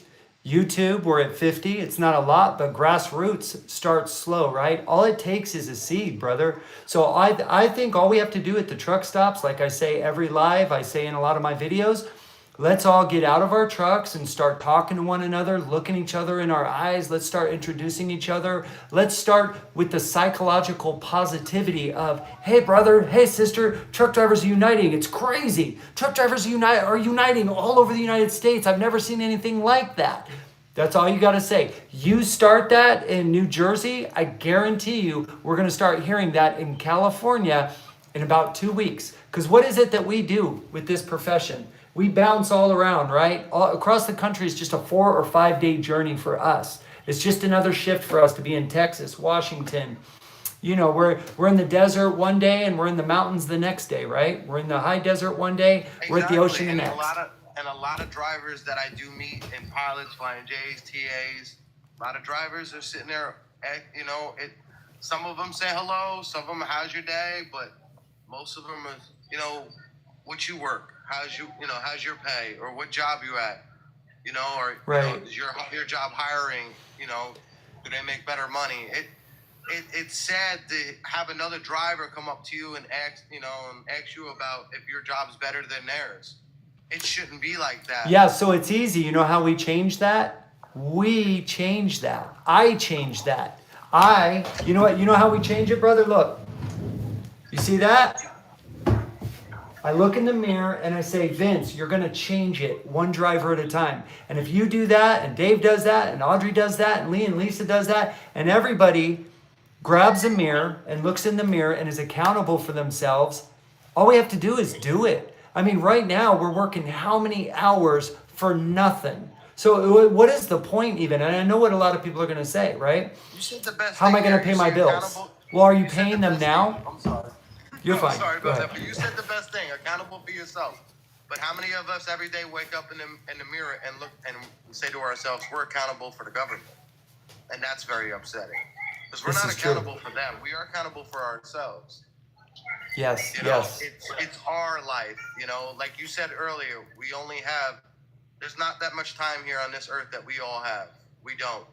And you're not promised tomorrow, no matter what you do. Correct. You know, it's like what what I usually say, even though I'm 35 years old, I was born a day ago, but it wasn't yesterday. That's right. Well, brother, thank you for coming in. Don't give up. Keep telling truck drivers we are uniting, because we are. Just on my platform alone has gone crazy. So get involved. Don't give up. And we're going to see what Uncle Bob has to say. All right, brother? Thanks for coming Exactly. Thank you guys so much. Love Yep. you guys so much. God bless. God bless. I'll talk to you all soon. I follow you, so. in. Thank you, brother. I followed you guys too. soon, all right? Take Be care. good. You Thank too. guys. Anybody else, Uncle Bob, before we get started? Anybody else that wants to come up? If you want to ask Audrey a question, or you want to ask Lee and Lisa a question, please come up. Don't be shy. Nobody's going to be disrespectful to you here. My moderator and myself included. No, everybody's voice matters here. No matter if you're a broker, a mega carrier, it doesn't matter. Your voice matters. You will not be interrupted. You will be respected. Doesn't matter if you're female, a male, doesn't matter what religion you are. We're here talking about the American truck driver and their families, and how to put power back into our pockets where it belongs, back into our driver's seat. Uncle Bob, welcome in. Uncle Gus, sorry. Uncle Gus, welcome in. How are you? Hi, Vince. I'm very well. Thank you for asking. Hey, I commend what you're doing. Hey, I've been in the transportation business for on the commercial side for insurance for years. Okay. And I just wanted to say you guys are the best people that I ever work with. Thank you. You're hardworking, you're honest, and for the most part, it seems like you guys are just great people. I love Great it. people.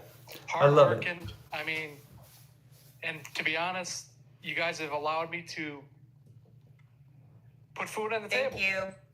Put food on the table, put food up for my family, I know you guys probably don't like insurance brokers because we charge so damn much, but it's not us. It's not us, you guys. It's the insurance companies themselves.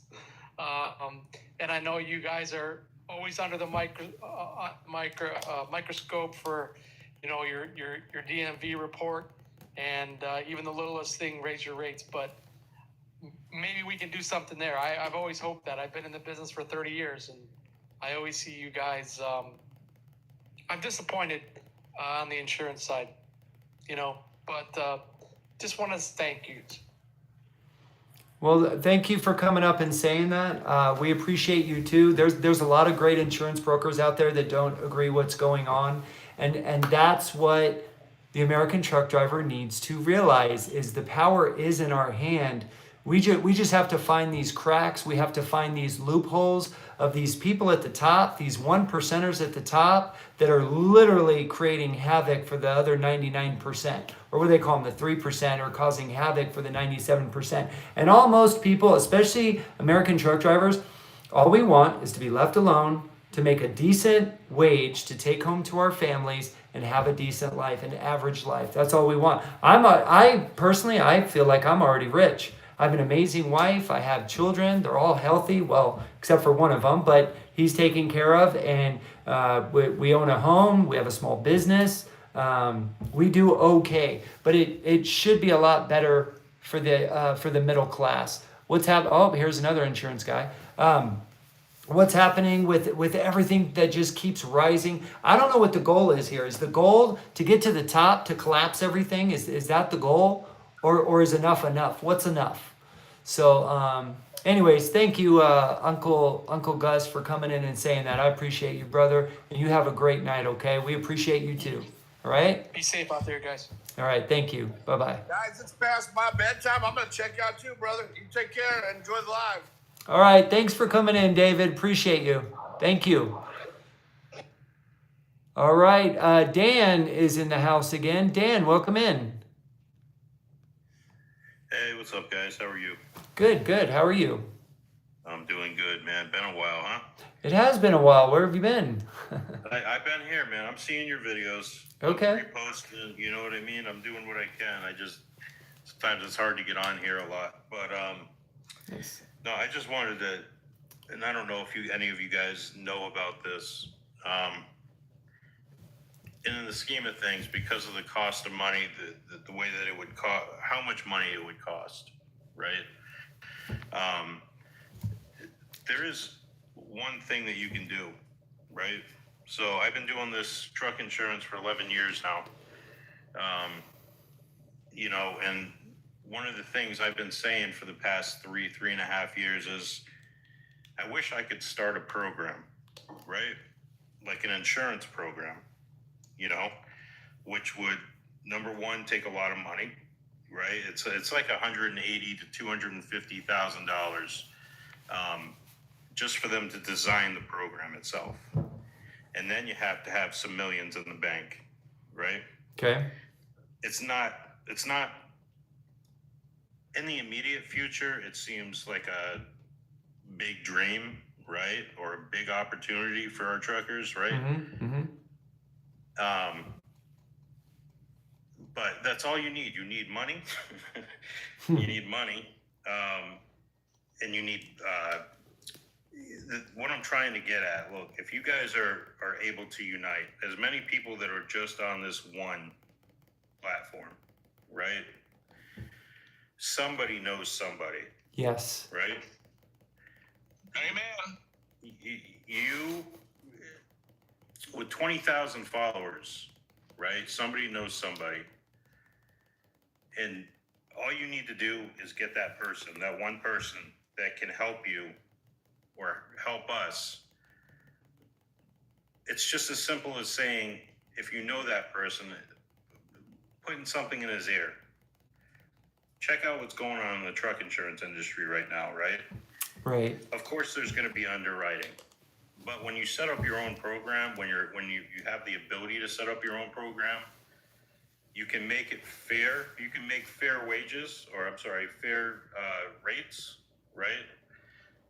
The thing is numbers. There's enough people here. 20,000 people, 20,000 followers is enough for your own program, right?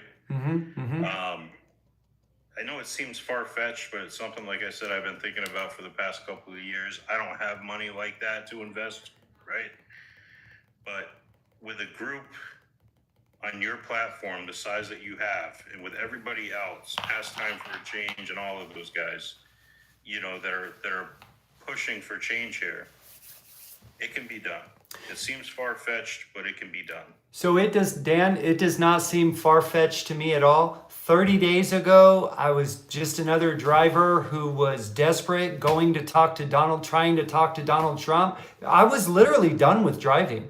I was just going to give my truck back to the bank and say, you know what, I'm going to go work at Home Depot, make $20 an hour, and whatever happens, happens. I don't care anymore. I'm going to work 40 hours a week. I'm going to start enjoying my life, because right now I'm not enjoying my life. I'm working 14 hours a day. I'm making everybody else rich but myself, and it's not right. Just like in the insurance, I know everybody has to see what's going on here. We're all being priced out of the American dream, and fast. And that's why I started this. You know, I realized, you know, it was only about 20 trucking advocates that notified Sean Duffy a week ago that were screaming enough, blowing the whistle enough, saying, hey, 3 people were unalived in Florida because of this foreigner that wasn't professionally trained, because of greed, because of money, blah, blah, blah. And Sean Duffy, you know what he did?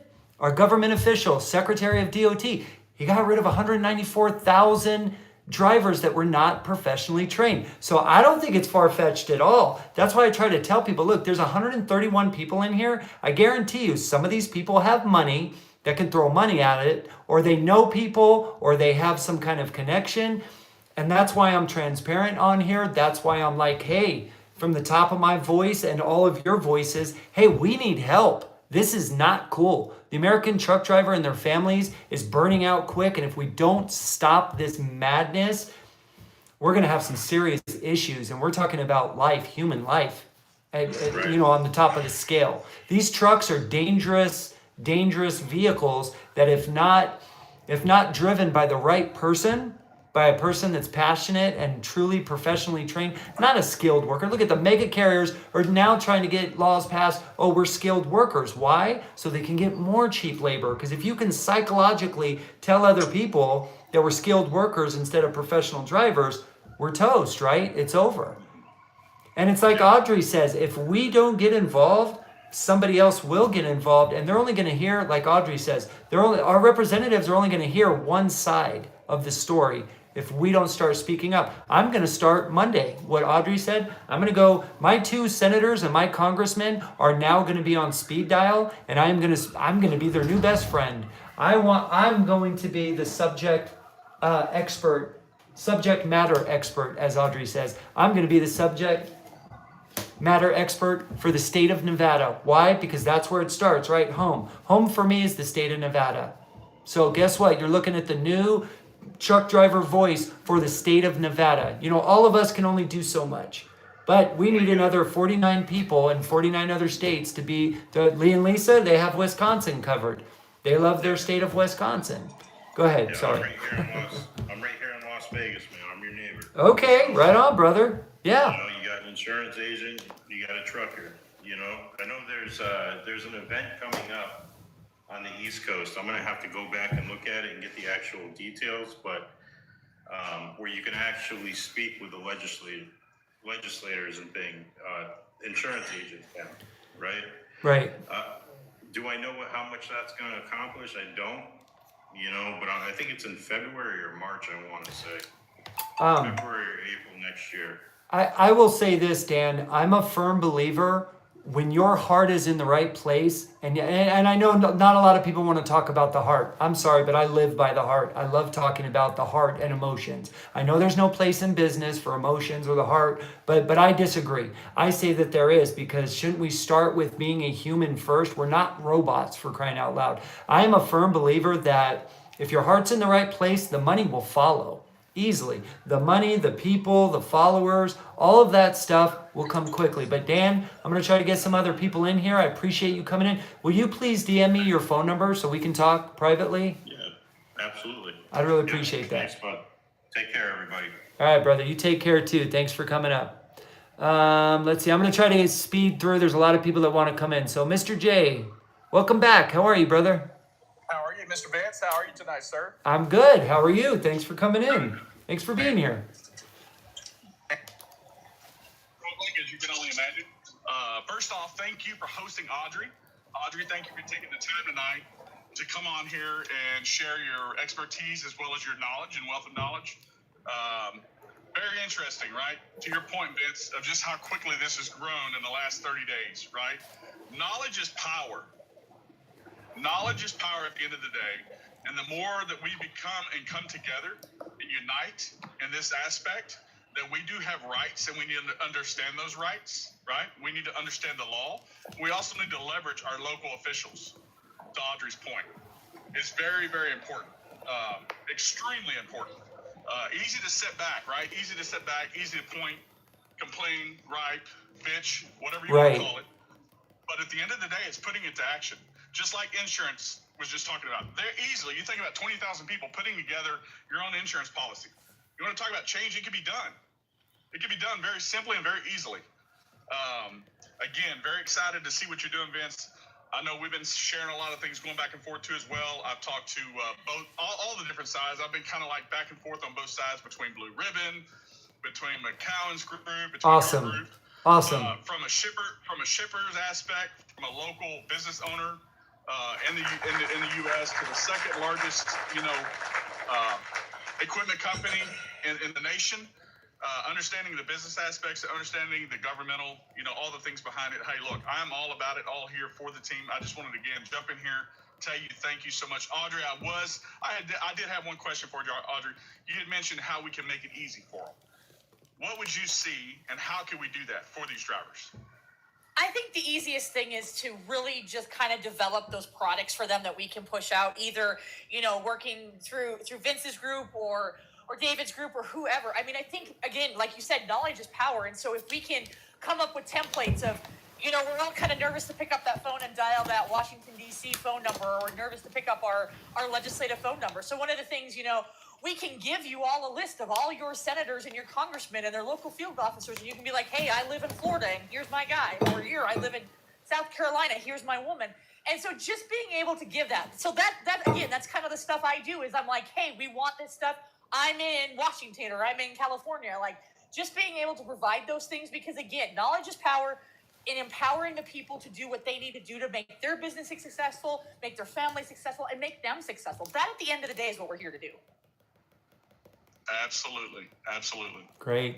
Vince, I would strongly suggest we definitely take Audrey up on that opportunity. I think it's very valuable for all of the drivers out there, because we all have a voice. At the end of the day, we got to understand how to use that voice. And look, some people aren't comfortable talking publicly, right?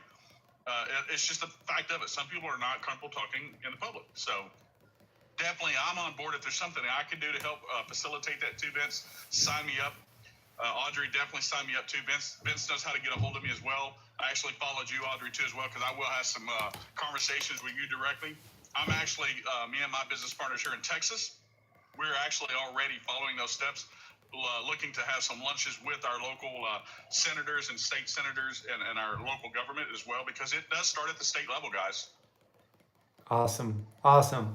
Hey, thanks, Mr. J. I appreciate that. Thank you for that. You all keep me energized. So thank you for that. Thank you for coming up. And we're gonna see what Big Jose has to say. Big Jose, welcome in. How are you, brother? Hey, how you doing, y'all? Good. Welcome. Yep. Yeah, so I've been a truck driver for 8 years. Within the 8 years, I done been everything. I've been a company driver, owner op. I have my own authority. I had to pause it because that's when I found out the real thing about the trucking industry, from the brokers that's taking a bigger piece of a pie just from sitting behind the laptop and making phone calls. I had a run for one of my drivers when I had my authority, doing a round trip from Michigan, cause that's where I'm based out at, going to North Carolina, and it was paying us $3,600. The broker made a mistake and sent me his rate card. And his rate card was $6,800. How'd that make you feel? Oh man, I feel like I got kicked in the balls with some steel-toe boots. I know the feeling, brother. And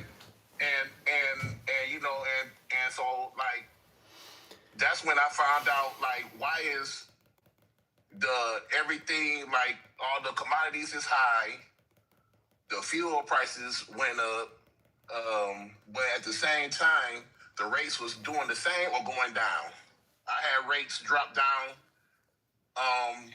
When I was doing this consistent run, I was getting $2,400, and then when I tried to get it again, it went down to $1,400. So it's just like certain things. It's like, what the hell, man?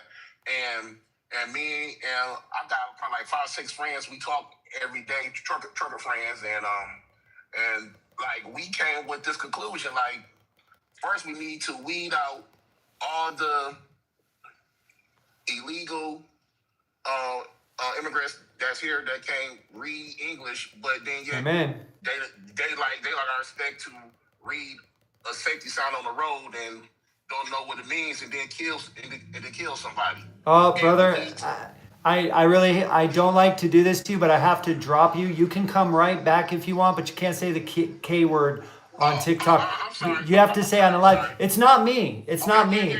Come right back. I'm sorry. All right, it's okay. Just so everybody knows, you can't say the K word, unfortunately. You can't say the pew word, the actual one. Let me try to get him back real quick. Brother, if you can hear me, I'm looking for you, but I can't find you. There you are. He's coming right back. There we go. What's up, Big J? Yes, sir. Sorry, brother. It's not me. No problem. It's all good. You're good. But I think it needs to start with cracking down with some of these truck driver schools that just passing out their certificates like it's free candy on Halloween, and that will crack down on like some of the stuff. And I really think that like on these Raycons, our rates should match the average diesel price per gallon. Right. I really think that could help a whole lot, because I used to hear stories before I got into truck driving how some drivers used to go to Texas from Michigan. That's interesting you say that, bro, because yeah, I won't take freight less than $3 a mile. That's my personal rate. I'll drive empty 1,000 miles before I'll make someone else rich at $1.50 a mile. Sorry, if I'm not making money, you ain't making money. But that's good. Because right now it's like, if I take right now my average taking is like 250. You know, and it's kind of hard to have my dispatch trying to find some good loads, and me fighting with the brokers and you know, so it's like, man, you know, so I just really think that it should be some type of regulation with the brokers. Yes. And just get the fair rate, because now in my head that $6,800 situation's stuck in my head, because now you offer me $1,800, what you getting? Right. You know, so yeah, but I really think that we should crack down on these half-ass truck driving schools. Get our drivers qualified to like do these loads. Weed out all those drivers that don't know what they're doing, and probably we can get better wages, because it's more professionals out here.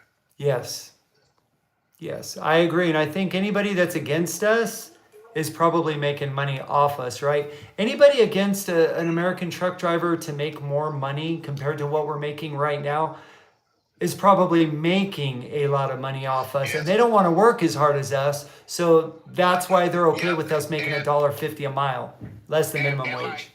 Like right now, I used to be a bouncer and a bodyguard, and right now I compare the truck driving industry to a strip club, because the star of the show is the dancer. And the dance, like, if you don't know the ins and outs of that, the dancer got to come in and pay to perform. Right. She got to tip the DJ. She got to tip the house mom. She got to tip the bar back to pick up her money. Sometimes you got to probably even tip the bartender for making sure she have a drink or something like that. And it's somewhat similar, because once you get behind that wheel, the state police want our money. Want our money. The company that we drive for, they coming up with all types of fees and regulations to get our money. You know, so like it's pretty much like the same thing, man. It's crazy. Right. Well, that's what it takes to be successful, right? In Japan. And by the way, anybody that wants to come up, feel free to come up. If you have questions for Audrey or anybody else, you can come up and join. We promise we won't bite. But real quick, Big J, they have a saying in Japan. It's called from womb to tomb.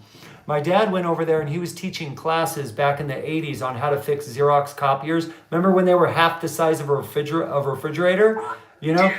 And so he was a really good technician, a repair technician. So he went over there to teach a bunch of Japanese guys how to repair copiers. And at that time, he learned the Japanese have a saying, we hire womb to tomb. So what that means is the Japanese, like successful businessmen and women, they'll start looking in high school for people and in college for people before they even graduate. And what they'll do is, before you're done graduating, if they like you and they like the way your personality is, your demeanor, you have integrity, morals, they will hire you and pay you so well.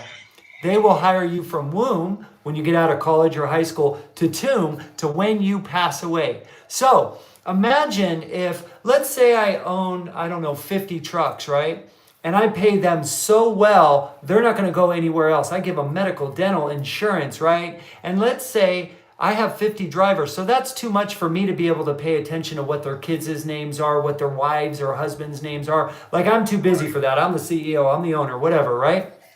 Well, why can't I hire somebody for $100,000 to literally just go around the plant or around and pat those men and women on the shoulders? How about at Christmas time? Why don't I hand them $5,000 cash to help them with their Christmas experience, right? What is wrong with that? We've lost that in America. There's no more swag. There's no more gifts. There's no more bonuses. There's no more employee parties and company parties, and there's no more patting a person on the back for all their hard work. Hey, how's your daughter doing? How's your son doing? Remember their like they matter. They're literally running your business. Why wouldn't you memorize their husbands and wives by name? We don't have that anymore. It's the disconnect. Yeah, you were just truck 0045. How you doing, buddy? That's all you are. That Yeah. How about just calling them and hey, how you doing, Big J? How's your family, man? And how's your family doing? Hey, guess what? By the way, I got a $1,000 bonus for you. You did really well, the last 2 months. I got $1,000 cash for you, brother. By the time you get back to the plant, I'm gonna have $1,000 for you, or $2,000 cash for you, and I got a T-shirt for you, man. What size are you? By the way, what size is your wife, man? I'm gonna give her a T-shirt too. You know what I mean? And make you feel like you matter, because you do matter. You do. Yeah. So do I. Yeah. So does Audrey. So do all of us. Yep, and then plus to all these shippers and everything like that. I think our detention pay should start as soon as we get into the door, because they waste our hours and then they have attitudes because we try to see what's going on. You be here for 5 to 6 hours and you barely get detention pay because some of the brokers ignore you once you drop off the load and stuff, man. I had a couple of times where I didn't get my detention pay, and I've been there for 4 or 5 hours, and then they just ignore my dispatch, man. It's a whole lot of greed out here, and Yes. and we need to get our power back some way, somehow, and like I said, I want other peoples that got so many questions, and I need to know, where do I start and how do I figure it out, and just become part of the fist. That's right. Well, Big J, you have the power, my friend. Find out who your 2 senators are in your state and who the congressman is of your state based off your population, right? You find out who your congressmen are. Make them your new best friend. Call them, write emails. You can follow Audrey and ask her how to write professional emails. She's here to teach all of us if we're interested. Anyways, thanks for coming in, Big J. I really appreciate you, brother. Thanks for everything you do. All right, man. You too. I appreciate it. All right, man. Take care. Yep, you too. Bye-bye. All right, let's see. Sandra Smith, welcome in. How are you? Sandra Smith. I don't know if you can hear me. Let's see. Your mic is on, and I don't think it's me. Let me just check real quick. Yeah, okay. Your mic should be on, Sandra. Can you hear us? Let's try it again. Yeah, Sandra, you have to turn your microphone on. I'm pretty sure it's off right now. Sandra, can you help us? Or can you unmute yourself? You're not muted on my side. Let me see. Okay, again, while we're waiting for Sandra to turn that on, anybody that wants to come on up and oops. Sorry, Uncle Gus, I didn't mean to bring you up. But the GOT Act, ladies and gentlemen, the GOT Act. Let's call our 2 senators and our congressmen and tell them that we support the GOT Act. G-O-T, the GOT Act. It is overtime for truck drivers. And in my estimation, it's about $550 for company drivers extra per week in your pocket. And it's about $1,450 for owner operators in your pocket every week extra. So you can also have your family members call in different states. Oh man, I didn't know that, Lisa. Okay.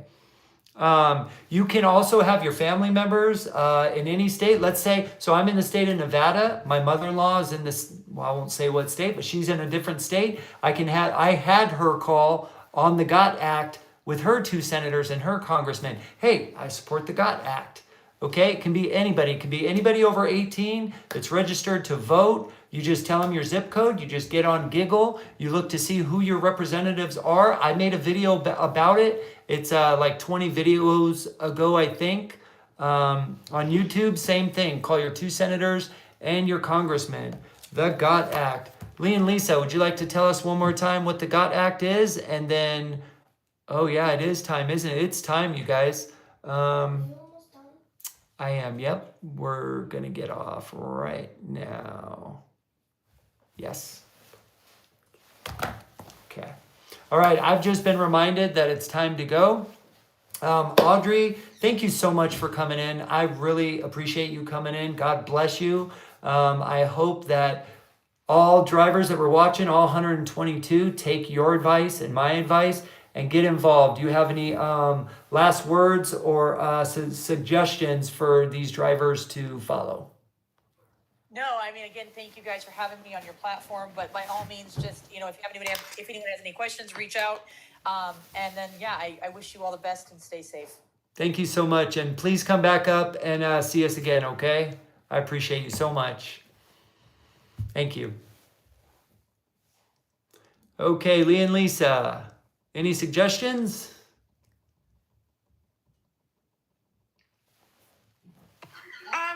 Just a GOT Act guaranteeing overtime for truckers. Got to call your senators, tell them that that's what you want them to vote yes for. And the problem is one truck driver calling isn't going to make a difference. Tell every truck driver that you know to call. If, let's just say my congressman got 30 calls today about the GOT Act, and then they got 40 calls tomorrow, they're going to take notice. So just get everybody you know to call. Got it. All right. Well, you heard them. So everybody, there's 94 amazing, beautiful souls in here. Please call your 2 senators, call your congressman. Let's get this GOT Act passed. I mean, who doesn't want $500 to $1,500 in your pocket every single week, right? We're all complaining about money. Well, here's a solution. All we have to do is make 3 phone calls. You can have all your family members call too. Call your family members and say, hey, I'll take you out to lunch. If you support this and you want to call your representatives, which might be the same as my representatives, we'll go out to lunch. If you agree and I agree, let's, so Jabo1 says, I think someone should make a video about the GOT Act. You know what? I'm gonna spend a lot of time tomorrow and I'm gonna try to make like the best video ever on the GOT Act. I'm gonna try my hardest to do. I'm still learning how to make good videos. Just so everybody knows, it takes a lot of time and effort to make these videos.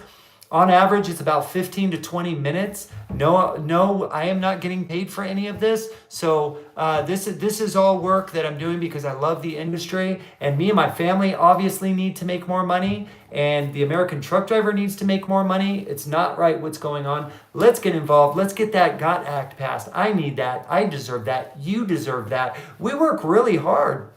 We're on overtime on our 3rd day in the week, are we not? I mean, 11 hours a day.